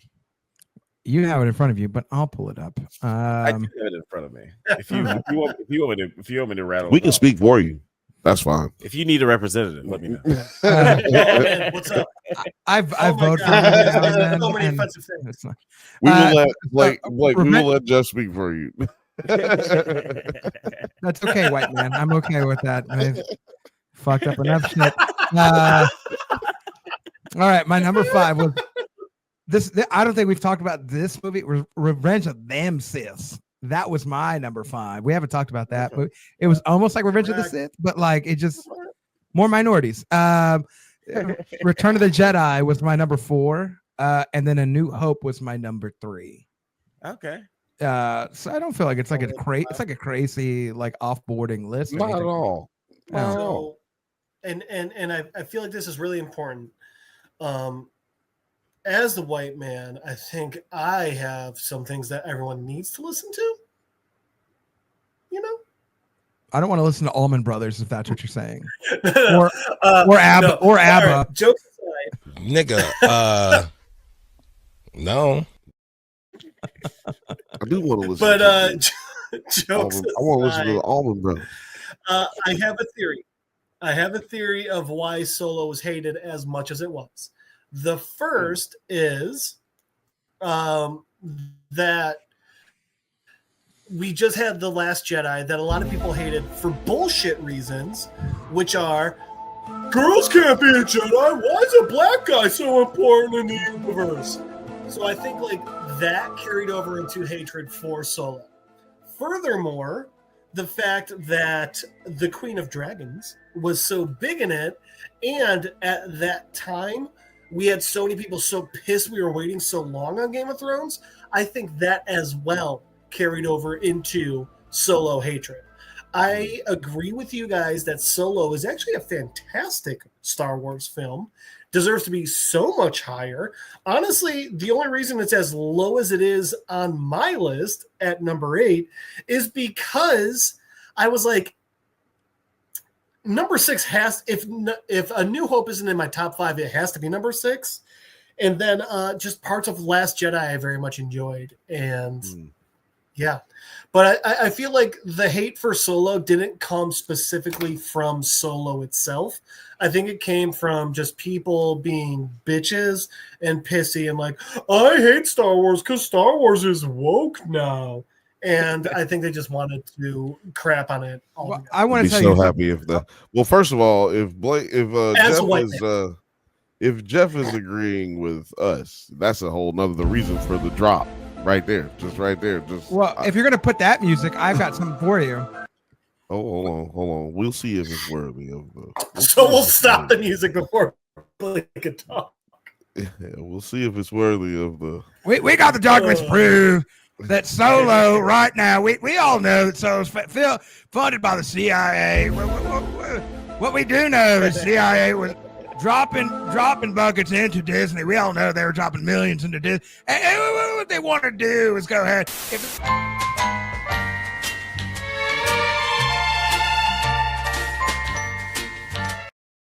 And that's why you should go to Infowars.com. It's going to be everything you said. So yeah, we got Jeff's 5 through 4, right? We had everybody's 5 through 4. Yeah, okay. So, 5 through 3. 5 through 3. 5 through 3. So now we're on. Everybody got 5 through 4. I started us off. Yeah, I started us off and spoke way too long. 5 through 4. Right, so, enjoy editing. Yeah, it was good. Let the game go begin. outside, nerd. Get out. But yeah, no, we'll so now it's for the last time for the last 2 on the list. Number 2, New Hope, Star Wars, the first and the original Dundada. Jeff, the pedophilia. Jeff, I'll let you go next because you said that you had this one kind of low on your list. It's not in your top 5. How did you feel about this being in? It's in his 6. He's an honorable mention in this one. In this case, yeah. How do you feel about this? I'm not going to be at all. I'm not at all upset. It was number 2. I think that makes sense. I think. I'll be honest. My list had some politics in it. I'm not going to lie. My number 2 was Rogue One for a very important reason. Again, it's what. So A New Hope is what obviously got us all into Star Wars. It got us excited. It got us just loving it. Mm-hmm. Rogue One, for me, was what redid that. And obviously, I mean, like I said, I was about, I think 6, maybe 5 when I saw the first Star Wars, A New Hope. So for me, when I was old enough to really appreciate it, Rogue One basically was my A New Hope. Rogue One was what got me excited about the series again. You know, so there's a lot of that going on for me. But I understand why A New Hope is number 2. I completely agree with it. Again, I think I politicked it a bit. And it was really hard for me to put A New Hope at number 6. It was, but when I look at each individual film standalone, that's why I ended up doing that. Yeah, I'm not angry about it. you walk alone. You walk alone. Sorry, I'm gonna try to find that clip and put it in here. You know, that's what us great Jedi do. Do you guys remember that from Angel? Any Angel fans here? No, but in my defense, my name's not Alex, and I'm not unhealthily obsessed with that show. You know what? I mean, That is fair. Those two things are true.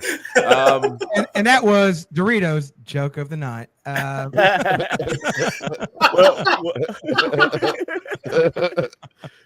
What about you, Bill? How do you feel about Star Wars: A New Hope being number 2 on the list?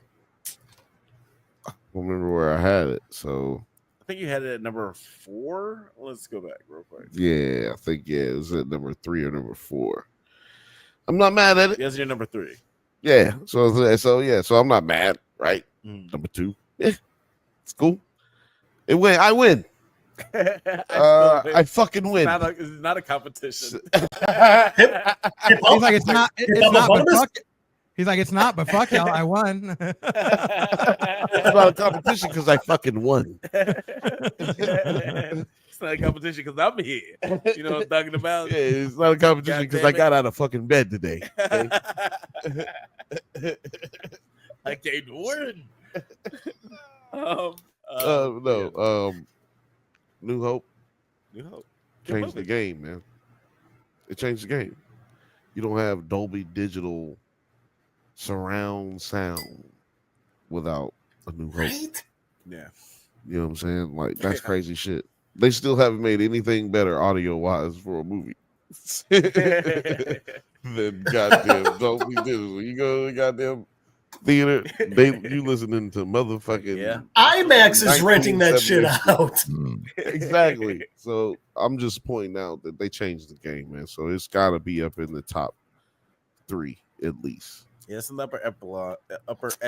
It's the only reason though, because the fucking lightsaber battles, wackest lightsaber. It actually it should go as proof to the producers and directors and writers going forward, even in this time period. You don't need a bunch of crazy lightsaber battles to make a good Star Wars movie. You need to just make a good movie. That's all that's really necessary. Yeah. It's like I'll make my take really quick before I pass it over to Blake. You better. But yeah, I feel the same way. Like these movies are kind of hard to talk about because like everybody just loves the first Star Wars movie so much. But yeah, to your point, yeah, like that the lightsaber fight, the only one that we get is pretty terrible. But it still just has so much majesty about it. Like, and it still introduces this new world and makes us so interested in like terrible. The lore. Such a good, nice way of putting it. Wait, terrible? You said? Yeah. Terrible is a nice way of putting. Yeah, it's not good. That's how strongly he feels.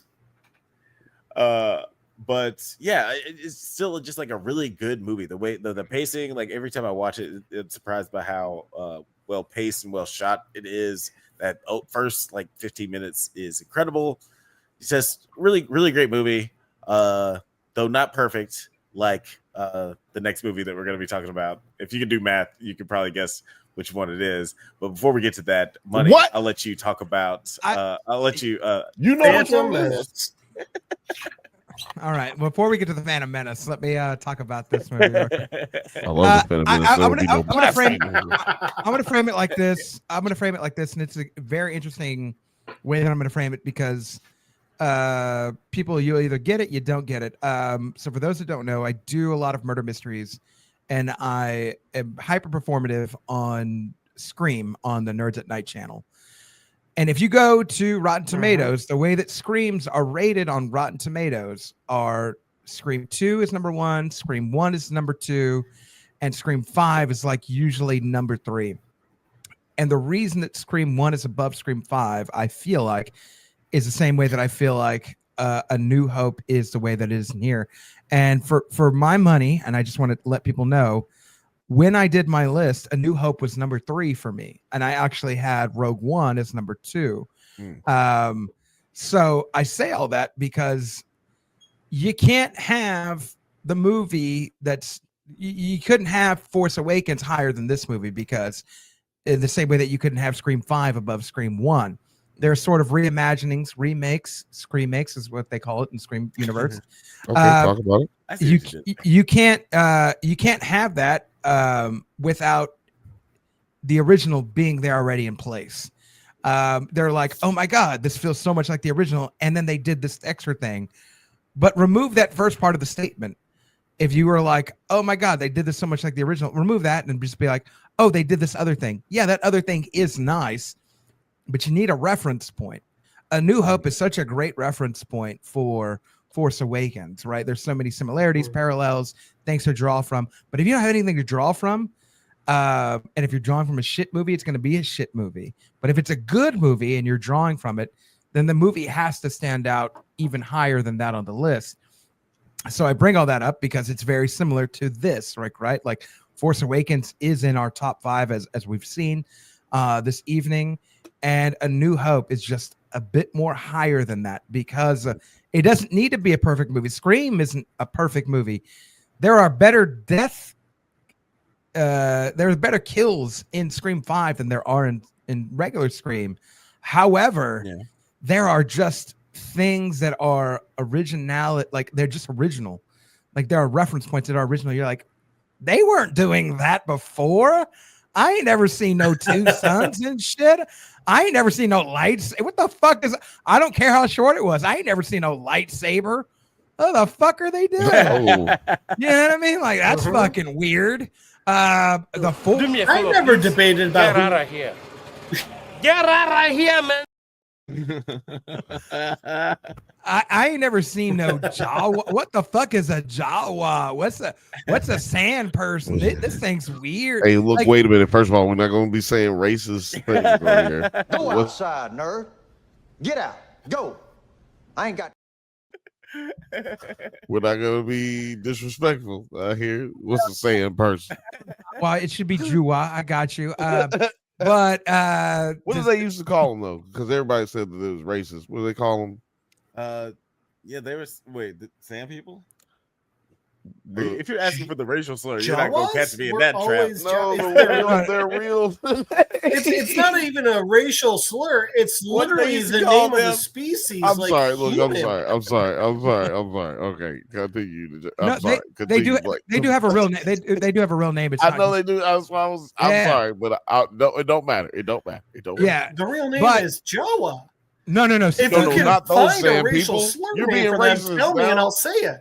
You're being racist now because we're not those Sand people. We're talking about a different Sand people.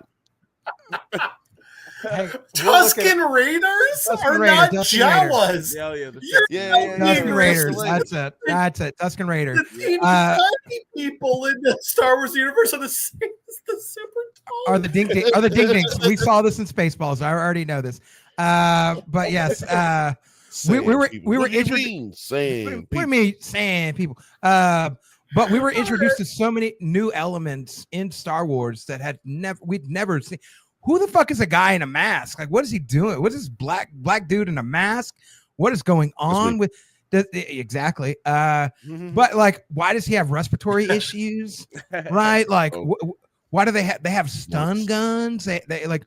What is going? Like they got lasers. If you or your family have emphysema, then you need to get a Darth Vader mask. Please call the Emperor. They'll recruit your kid. Make him a stormtrooper. But yeah, you don't have any of the things that we really love without this movie. So it has to be so high up in the historical importance because everything else is based off of this. Rogue One is not as important without having this movie. Like it is very important, but it's not as important if you're like, I don't know. I don't know where these guys ended up, or I don't know where these plans ended up, or like, why the fuck did they need Death Star plans if like they're not going to blow up? It doesn't matter. If you never have A New Hope, none of Rogue One really, the stakes aren't as high. Like it's still a great movie, just not as high. So everything hinges on this for it to continue forward for the rest of everything else that we've graded. And I think for all of us, I mean, we probably all started here as a reference point. So there is a huge nostalgic factor to it, but let's remove it. It's a kid who lives on hope, and he's fueled by hopes and dreams. He's a dreamer. We're all dreamers. We're all kids. We want to be better than what we're doing. You're a dreamer. Yeah, we're all He's dreamers. a dreamer. We're a dreamer. We're all dreamers. Hey. I'm a dreamer. You're a dreamer. He's a dreamer. We're all dreamers. And we all want to drink some blue milk. That's probably what we all want to do at the end of the day. You know what I mean? Oh, yeah. I mean, I'm assuming it's like eggnog style where there's brandy in it. Otherwise, no, I'm good. The R&B singer? But let's talk about the number one on this. Before we go there, I'm so sorry to interrupt, but Blake, your speech wasn't. You're right. I'm not. Fuck all of you. I'm so much more important. White man.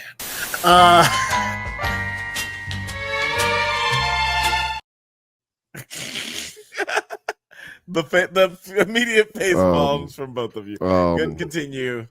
That number to complain is 323-680-4101.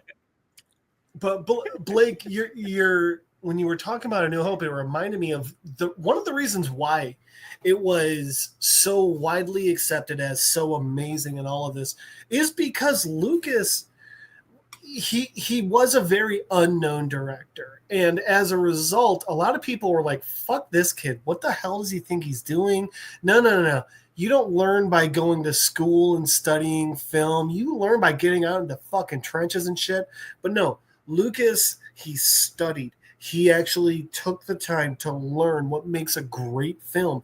And one of the things, Blake, like you mentioned, like who would even think to put a mask on your villain who's supposed to be like one of the main characters? He actually got that from samurai films. Lucas took inspiration from the best films, regardless of who made them and where they're from. And then he put his spin on it. It's one of the reasons why it's Star Wars, man. I mean, yeah. Put that on a t-shirt. God damn it. Can you clip that? Jesus Christ. Speaking the gospel. Yeah, like it's an incredible movie, and like it's kind of speaks to the popularity of the next film on our list, the number one, Attack of the Star Wars Clones. Holiday Special. This was a unanimous number one on the list. Was definitely a unanimous decision between everybody. Unanimous decision, first time ever in the history of voting on the Nerds at Night and the Drunk Banthas channel. Period. Ever. Nobody ever agreed on anything. All unanimous. But we can all agree that Empire Strikes Back is the number one Star Wars movie. Yeah, I'll just go real quick, first because I'll be very, very quick. Y'all can watch plenty of videos. Take your time. Do it. Talk about how great this movie is. Alex, take some time because I know that you have explore the room. I want you to take some time with us, actually. Speak for yourselves. I mean, I've made. All right, that's good. That was good. Alex, no.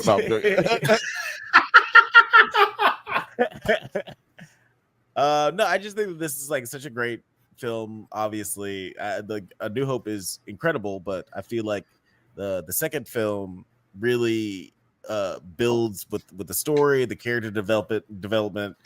Lawrence Kasdan directing he just adds so much more darkness and depth to the tones and the way that it's shot. Like I feel like everything that's great about the first movie just steps it up a notch. Han Solo gets a new jacket. Everything's great. It's a pretty great movie. That's overall. That's the reason. The wardrobe change. But it's an incredible movie from top to bottom. Like I've watched it so many times, just trying to find something that's like to nitpick about, and I literally I can't find anything. It's one of my favorite movies, period. And I think it's a no-brainer that it's the best movie in this franchise. You ain't got no brain. You ain't got no brain if you don't think this. You ain't got no brain. You a 3 p.m. You a lobot looking at boy. You know what I'm saying? But I'll let you talk about your number two and your number one here. So my number two was Rogue One, but my number one was definitely Empire. And I'm gonna say this: It wasn't always Empire. The movie that changed it to Empire was Clerks. Shout outs to Kevin Smith. That was literally the reason why this is number one. The fuck? So I don't the fuck me. I'm not gonna fuck you when you talk. don't the fuck me over here, boy. Hold up. Wait a minute. Something ain't right. Don't do that. Don't make me laugh. Don't do that.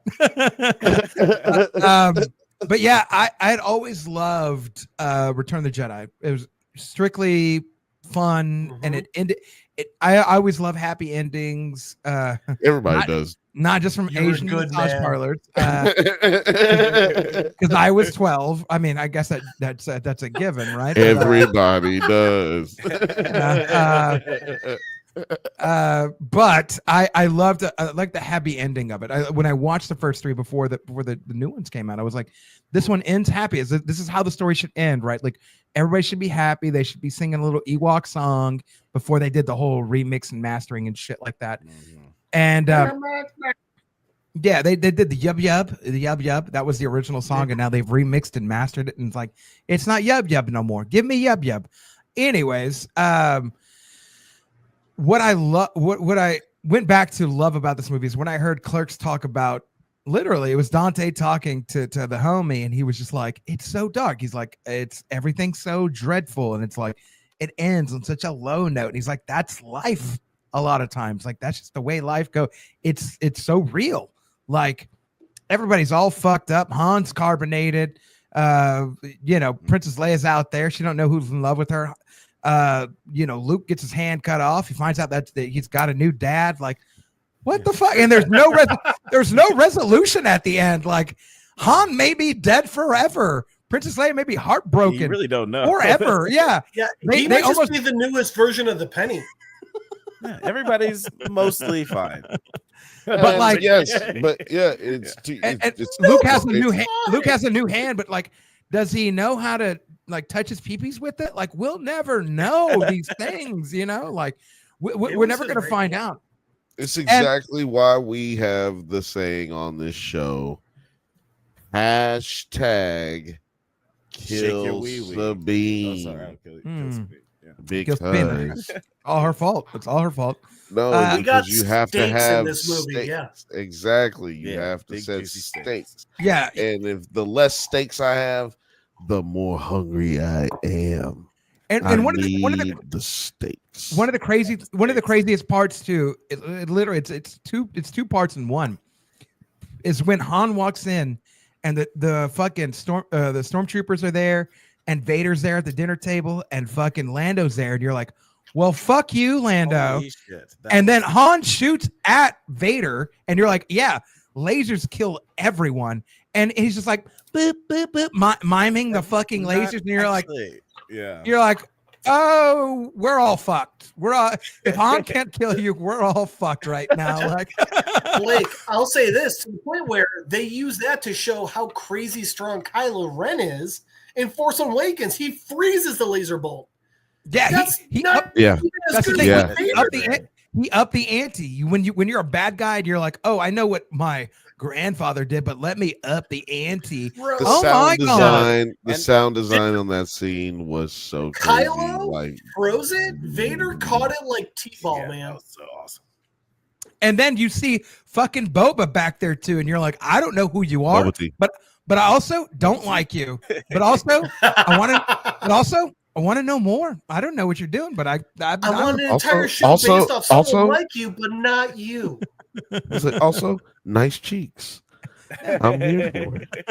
I don't know you, but nice cheeks. But keep clapping. I sure hope we see your dad at some point, but I hope his head isn't on his body very long anymore. But yeah, every setting that they did, right? Like from snow to Dagobah to fucking the meteor to fucking Cloud City, like every setting felt like it felt dope. It felt like a new place that you're like, we were just on sand, and then we went to the sort of like like sort of like Mexican tropical, like they were in the I know Yucatan Peninsula sort of feel. Like I get it, right? But like, what else? Hey, what else? Jersey? What else is universe? What else has universe got to offer? And then you see a snow planet, then you see a swamp planet, then you see a planet in the clouds, and you're like, what are we doing? Like, this is so cool. And then there's there's a whole worm that lives on an asteroid. What the fuck? Like, literally, dude what has his the whole fuck? own life. Yeah. Just, Huh? yeah. Oh, go ahead. No. Continue. And then they explore the Force in a way Just like, no, I will talk. where even the wardrobe design, even for Luke, goes from white in the first movie, gray in the second movie, black in the third movie. Like the wardrobe choices for this, like they're doing everything purposeful. And then you explore the Force, like, yeah, you can move rocks. Hey, you can move a starship. Hey, but can you control your mental and emotional health if you go into this darkest part of this forest, like where there's like this dark energy there? Do you know how to handle yourself? The fuck you don't? Not yet. You're not even there. Force, bro. Yeah, can you force, bro? Yeah, it's not just about lifting rocks. Bill, did you already give your take on? Letting Jeff go. Oh, I guess I was done. Yeah, I guess I was done. But yeah. Oh, sorry. Well, just to wrap up, just to even Go see outside, nerd. But just to even see a Yoda, and you're like, what is this little Muppet sumbitch? What is he doing around this little frog looking sumbitch? Yeah, Muppet sumbitch is what I called him. This little Muppet sumbitch. What is he doing? What's he doing over here, bro? And then he's the strongest Force user that we've ever seen, ever, never, bar none. And you're like, okay, bro, like, what the fuck? Like, what have you been doing, man? What? So, anyways, all that to say, we're introduced to so many elements that were built on in the first movie. It was the thing we've all talked about with The Force Awakens. We all seem to enjoy it. It's in our list. It's in there, whether we voted for it or not. It's there. But this is what the mid movies did is the promise that they promised you in the first movie. They delivered in the second movie, and they brought everything. They brought all the elements, and you're like, I didn't even know this. I didn't even know this world could do this. I didn't know this universe could do this. And also, I didn't know I could tell a girl when she says I love you, I could just say I know. That's it. I didn't know I could just do that.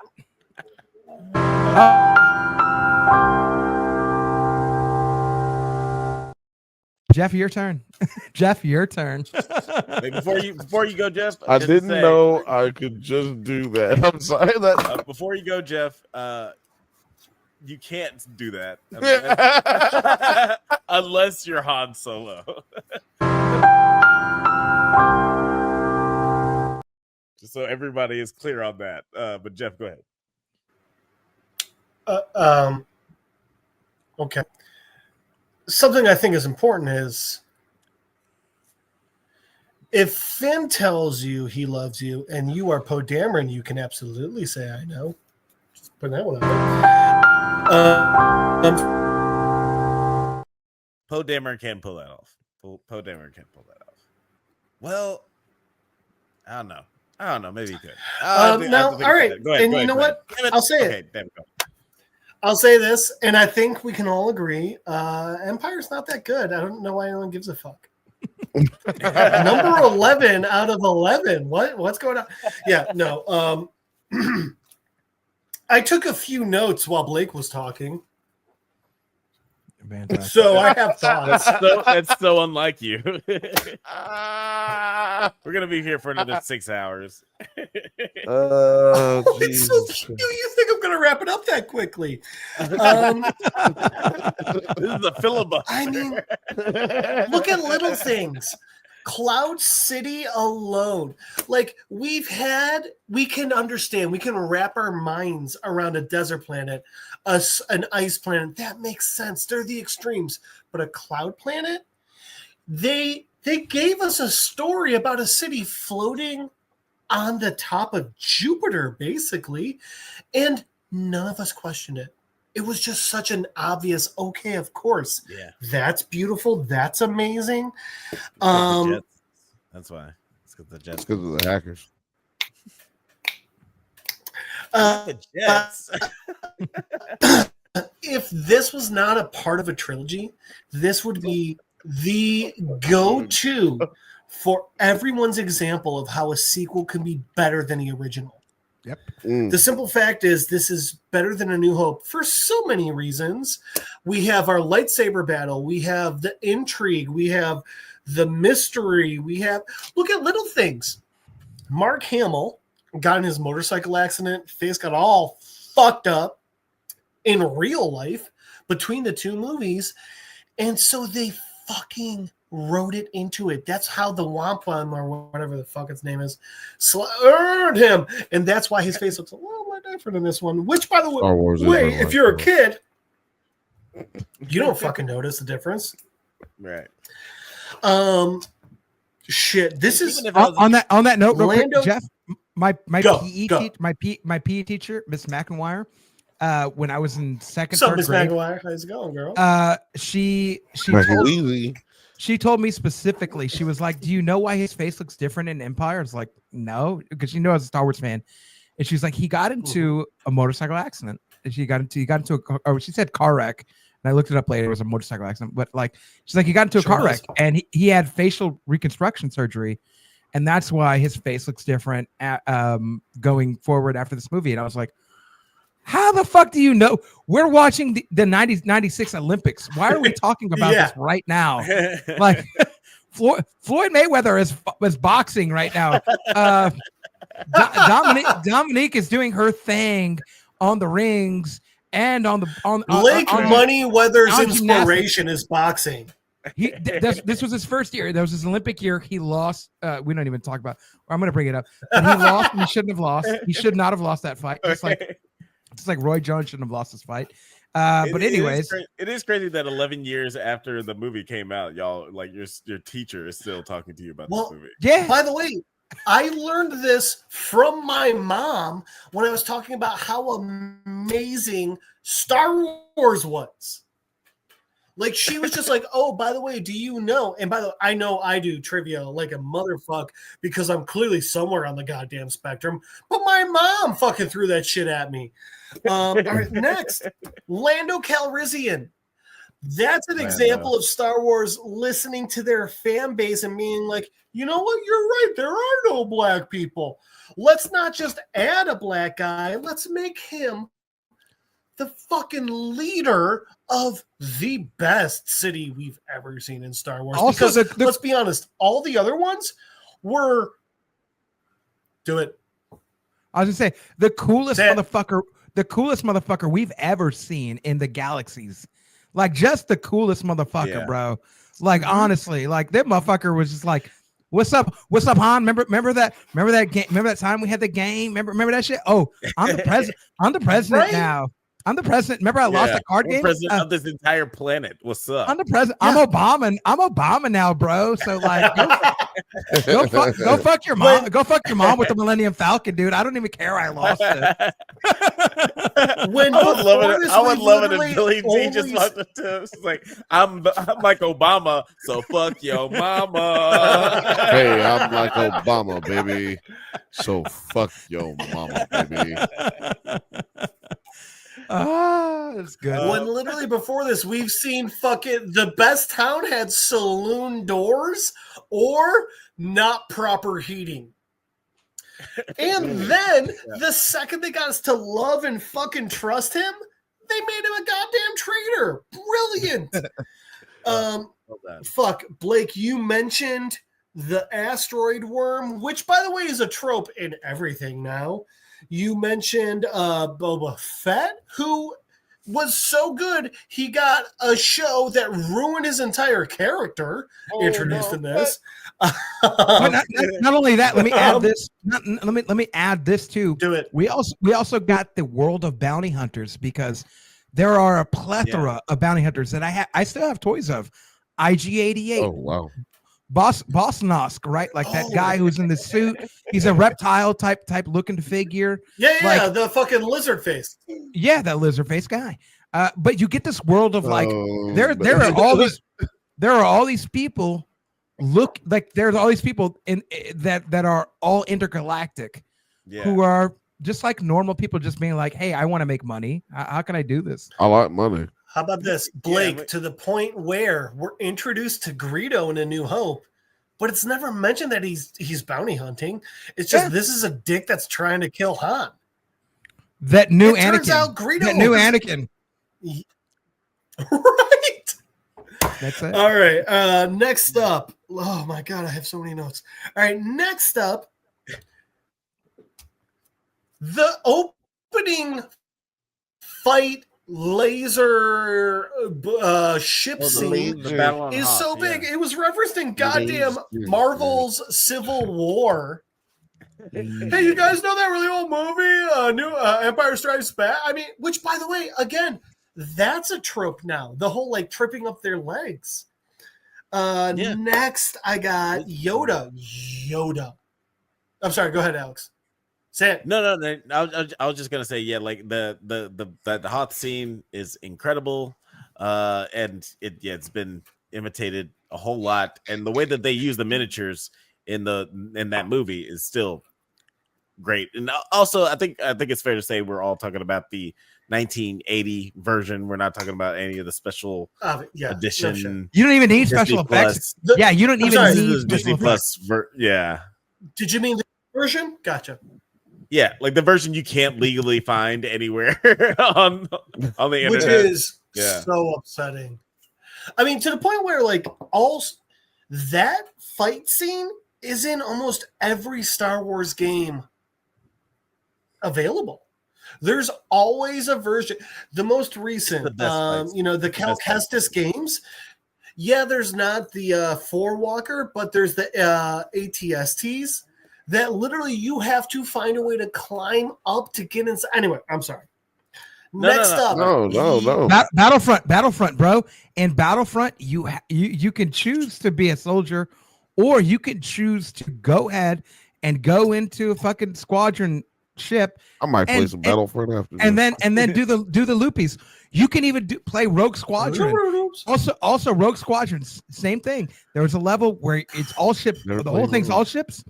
Dude, there's a whole level where you're on Hoth and you have to fucking go ahead and like trip them. You have to go around. Like this is a very influential level. I feel this is an important point to give a warning to our listeners. Don't do what I did and play Rogue Squadron on VR whilst really drunk. Oh man. You lose.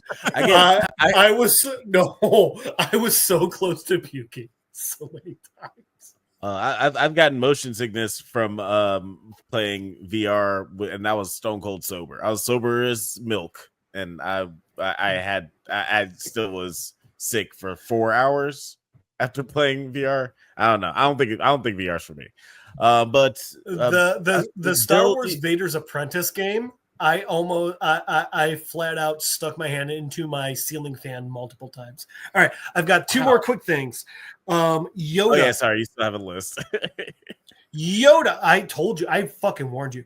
Yoda, we get Yoda in this movie, and most importantly about Yoda, he explains that the Force isn't about, like, it's not about how big it is. It's not about how big you are. It's literally your willpower. It's 100% like, hey, is your mental fortitude strong enough? That's what fucking matters.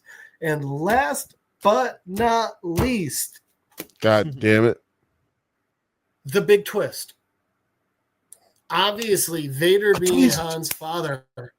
That twist, I would happily argue we wouldn't have M. Night Shyamalan if it wasn't for twists like fucking this. No, it agree. Changed the entire story-making game. I agree. Yeah, this is like definitely like a huge twist there, and also like first time we see a Force use is like basically telekinesis. Like this is the first time we see people move shit around. And sort of introduces the trend of like there's a new force power in every Oh Star God, Wars I movie. hate that shit. I mean, What one thing before we go to get rid of I them sometimes. did love Where's the force? Last Where's Jedi the force force run? power. Where's the force run? That's all I'm saying. Bring Before we back go the force run. before we go to Bill real quick, I just want to say I literally did have when I could comprehend this movie, especially as an older person, I felt a kinship to Luke. I didn't know who my dad was till I was about 6 or 7.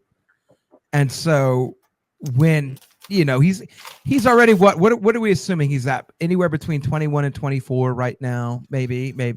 I mean, I'm probably gonna say 21, right? at the minimum. He's at minimum 20. Yeah. Okay, so we'll give him 20, 21. He doesn't know who his dad is. Yeah. I did not know who my dad was until I would go meet with this guy. Just I'm not to do a therapy session, but I would go meet with this guy once a week when I was like first, second grade. And finally, I like stopped my mom before I walked in one day, and I was like, "Dude, what are we doing?" Like, she's like, "Oh, he's a friend, whatever." And one day she was just like, "That's your dad," and I was like, "So we keep visiting my dad once a week," and I didn't even know that was my dad. I just thought he was a friend from high school. That's just what I knew, So I walked in and like after 10 minutes, I'm a little kid. Don't nobody know. Don't nobody care what little kids say. But I'm like, "Hey, dude, are you my dad?" And he just like laughed, and then everybody got quiet. And I'm like, because he was working in a funeral home, so there was other workers there. And he's like, "Yeah, I'm your dad." And I was just like, "Well, that's crazy, right? Like I didn't know that." But I think maybe he thought I knew. It was a weird thing. But when Luke gets informed, "I'm your dad," like in my head, kind of mentally, I was like, "No!" That's impossible. No, Luke, it's not impossible. Blake, And I'm like, "Fuck, I got to be a funeral director when I get older. What the fuck am I doing?" Blake, I gotta say, and I'm proud of myself.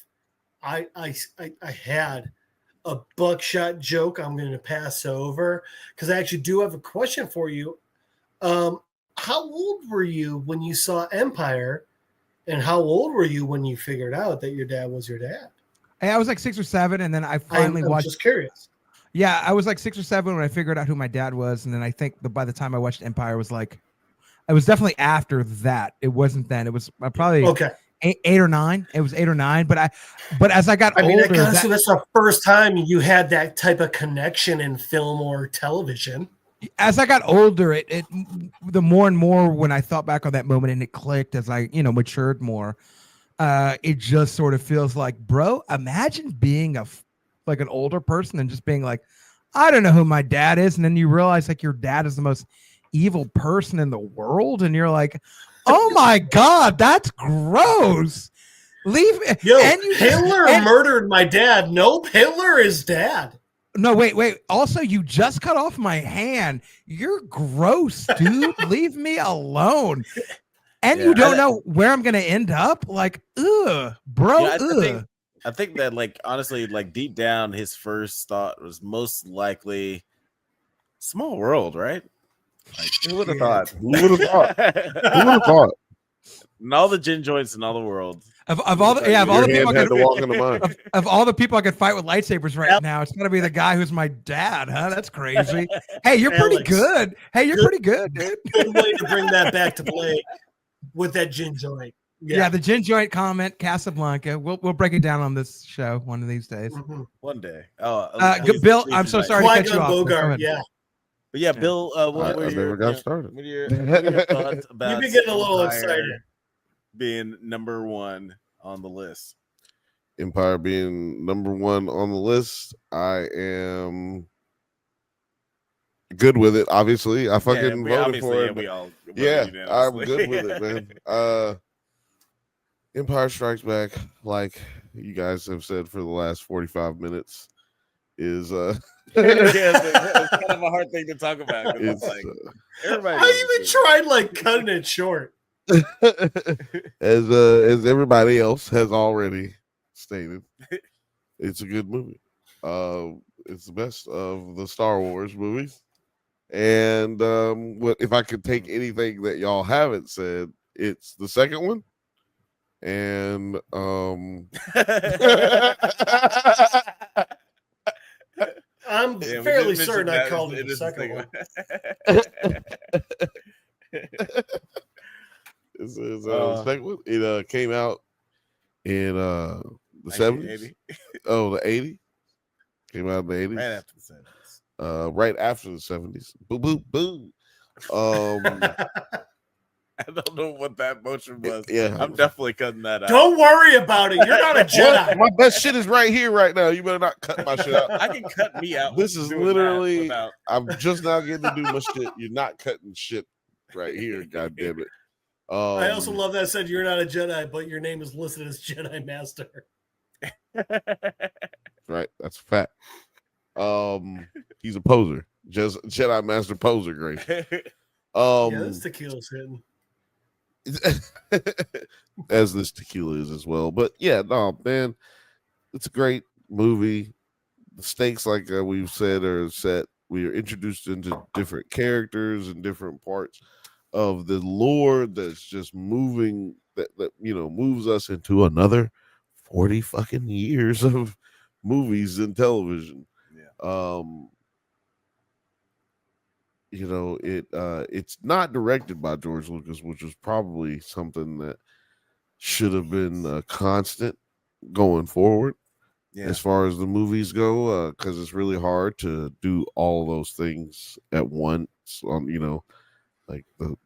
be in charge of editing and overseeing production staff and lore and the guys who are doing the fucking, what do they call it, the storyboards and all that shit. It's like no, not the Vienna sausages, nigga. I'm talking about the storyboards. No, you don't. Oh, stunt cocks. No, you don't. Because you get to that third Vienna sausage or that second one, you go, why I get these goddamn Vienna sausages? We have different reactions. I guarantee it. I'll knock 2-3 cans down right now. No, I know for a fact you will not. 3 of them motherfucking cans. All right. No, sorry. All right, yeah, we're good. I got one more thing to say.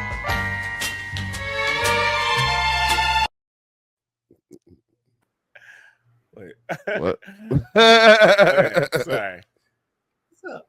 Jeff, what was you about to say? Something that came out of this movie that has come out of every Star Wars, especially the games, the lightsaber throw. Oh, yes. That's the coolest fucking thing.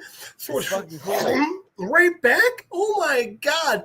It's the first ability I upgrade in every goddamn Star Wars game because I want to murder everyone. I mean, well, it is also the first time, this movie is the first time that they actually use the Force, like bringing something to them. Mm-hmm. when Vader's like grabbing no. heaters We throwing them at his son.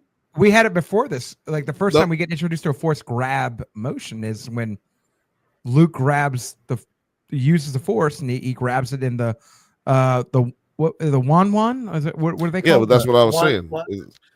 This is my time. No, that's Mario. This is my time. This is my time. You're right. And that's what I was saying. Right, shut up. There is a difference. My argument is Luke was bringing the lightsaber to himself as opposed to Vader grabbing them and throwing them at Luke. I know it's a small, subtle difference, but I think it is an important one. But back to you, Bill. Finish your. No. It was just a point of, just to his point about the power sets being explored. What can a Jedi do? That is automatically touched on first act. Boom. Luke's got to try to reach for his lightsaber in the sand. In the sand. I almost said the dirt. Then I said sand, but it's in the snow. He's got to reach for his shit in the snow. We had never, or they had never seen anything like that before, and it just speaks to how there can always be more added to this shit. And for people who are out there who are like, no. For those people, Not how the Force works. you can just S a D, okay? Yeah. S a D. And that means suck a dick for those who are out there who wonder. Well, to even go to that, glad you wanted to know. To even go to that point, the Ryan Johnson one, when we see Luke just force project himself from a different planet, and like I think was such a cool power. Yeah, it looks so cool. I was like, I didn't even know Jedis could do. I didn't even know nobody. I ain't know nobody in the galaxy could do no shit like that. Okay, just force project yourself. And then you're like, oh, also, I've got Floyd Mayweather defense when it comes to fucking lightsaber battles. Okay, cool. Blake, I will say this. That scene is why The Last Jedi is higher on my list than it normally would have been. Fair. I thought that scene was so brilliant and so cool. And such a cool way of showing, like, hey, a Jedi's powers aren't always I'm going to shove you or pull you or choke you or throw my lightsaber at you. There's other ways I can use the Force against you. And you know what? I'm going to say this. I don't think I'll get arguments. Outside of the video games, I think that was the best showing of a light side of the Force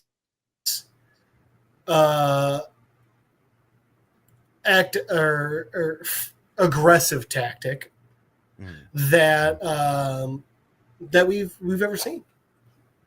Frankly, I mean, like, no, go ahead, please. No, I was. Just I didn't have a finish of that thought. No, I was just gonna say adventure, intrigue. A Jedi craves not these things, you know. But I just watched Mallrats, and like you can't quote that because I'm gonna laugh now.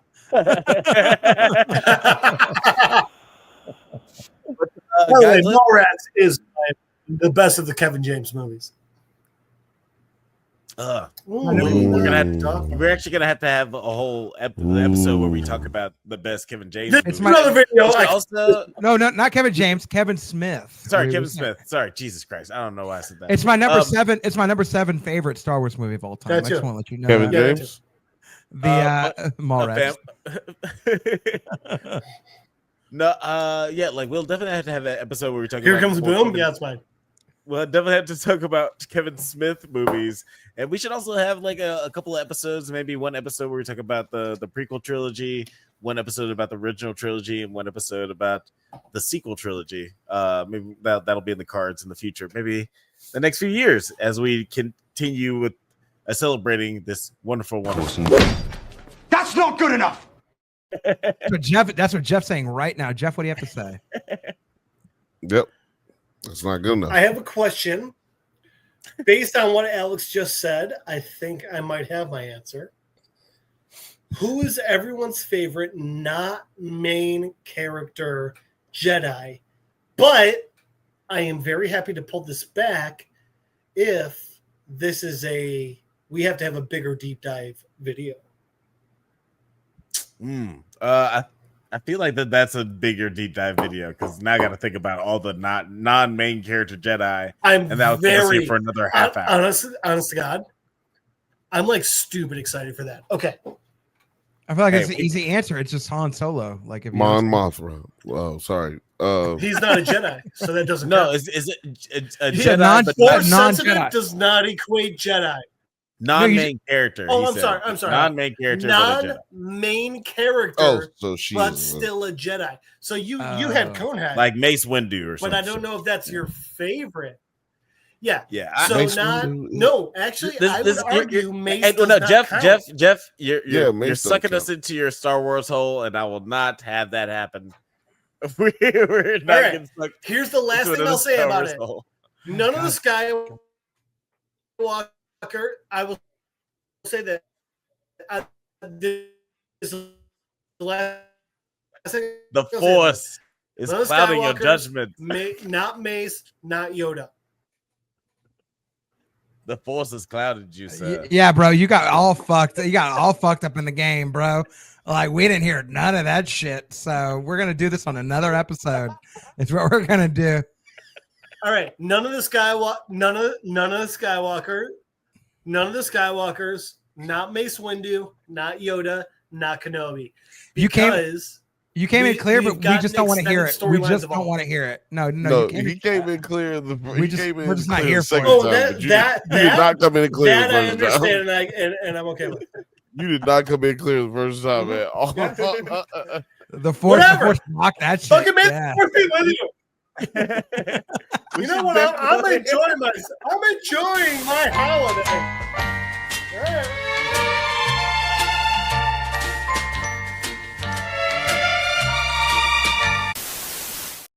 Well, I think that's a perfect time to ask Can't Jeff. tell me what to do.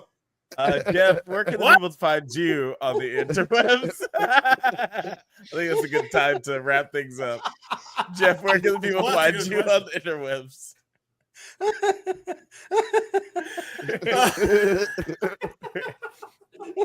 I can't stop laughing.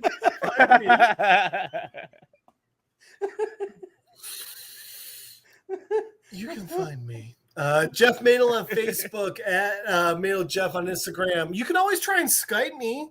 Don Cheeto's Driveway at littledickie2.com. Oh, yeah, it's because of the Because hackers. the hackers. Hackers. Shit. But honest to God, the easiest way to find me, the easiest way to see whatever my opinions that are never warranted is Monday nights on the Drunk Banthas channel. What about you, Starweather? Where can the people find you on the interwebs?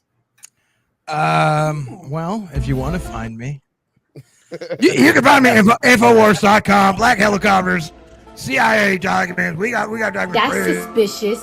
That's weird.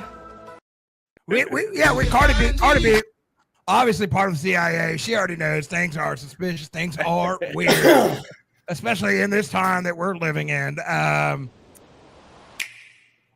Oh, that was nice. I can just transform right in front of the river. That's cool. I can just do it. Christopher Walken, like, wow, it's wonderful. You can find me. Money Blakeweather. He's great. He's fantastic. It's great times we're talking about. Phantom Menace is one of my favorite movies. They're doing all the good stuff. It's great. It's wonderful. You sound like you're in pain. Sounds like I have to poop. It's very long. Sounds like Blake Money Sturwaffen. I've got a prescription, and the only answer is cowbell. But God damn it! Now I'm gonna buy a cowbell. Oh dear. No. Find me. I didn't even.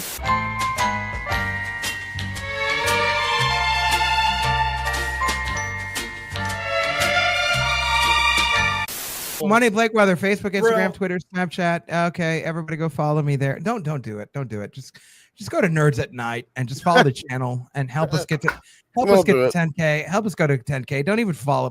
I really don't care, because you're gonna probably disagree with me on the Star Wars, and I just don't care. I just don't care. I just don't care. So just follow all of us, NerdsAtNite. Anyways, leave me be and go end the show. Yeah, go end the show. Go ahead, end it. Bill, where can people find you on the interwebs before we get out of here? Me? Before we get out of this insane episode. You can find me right here every Monday at 8:15 p.m. Pacific time. You can find us right here talking about movies and television shows. You can also find me right here as well on the Drunk Banthas channel and NerdsAtNite every Thursday at 7:15 p.m. Pacific time on the Bantha Butt Show. And we're also going to be talking about we're doing a Does It Hold Up episode with the Punisher. You can find that out.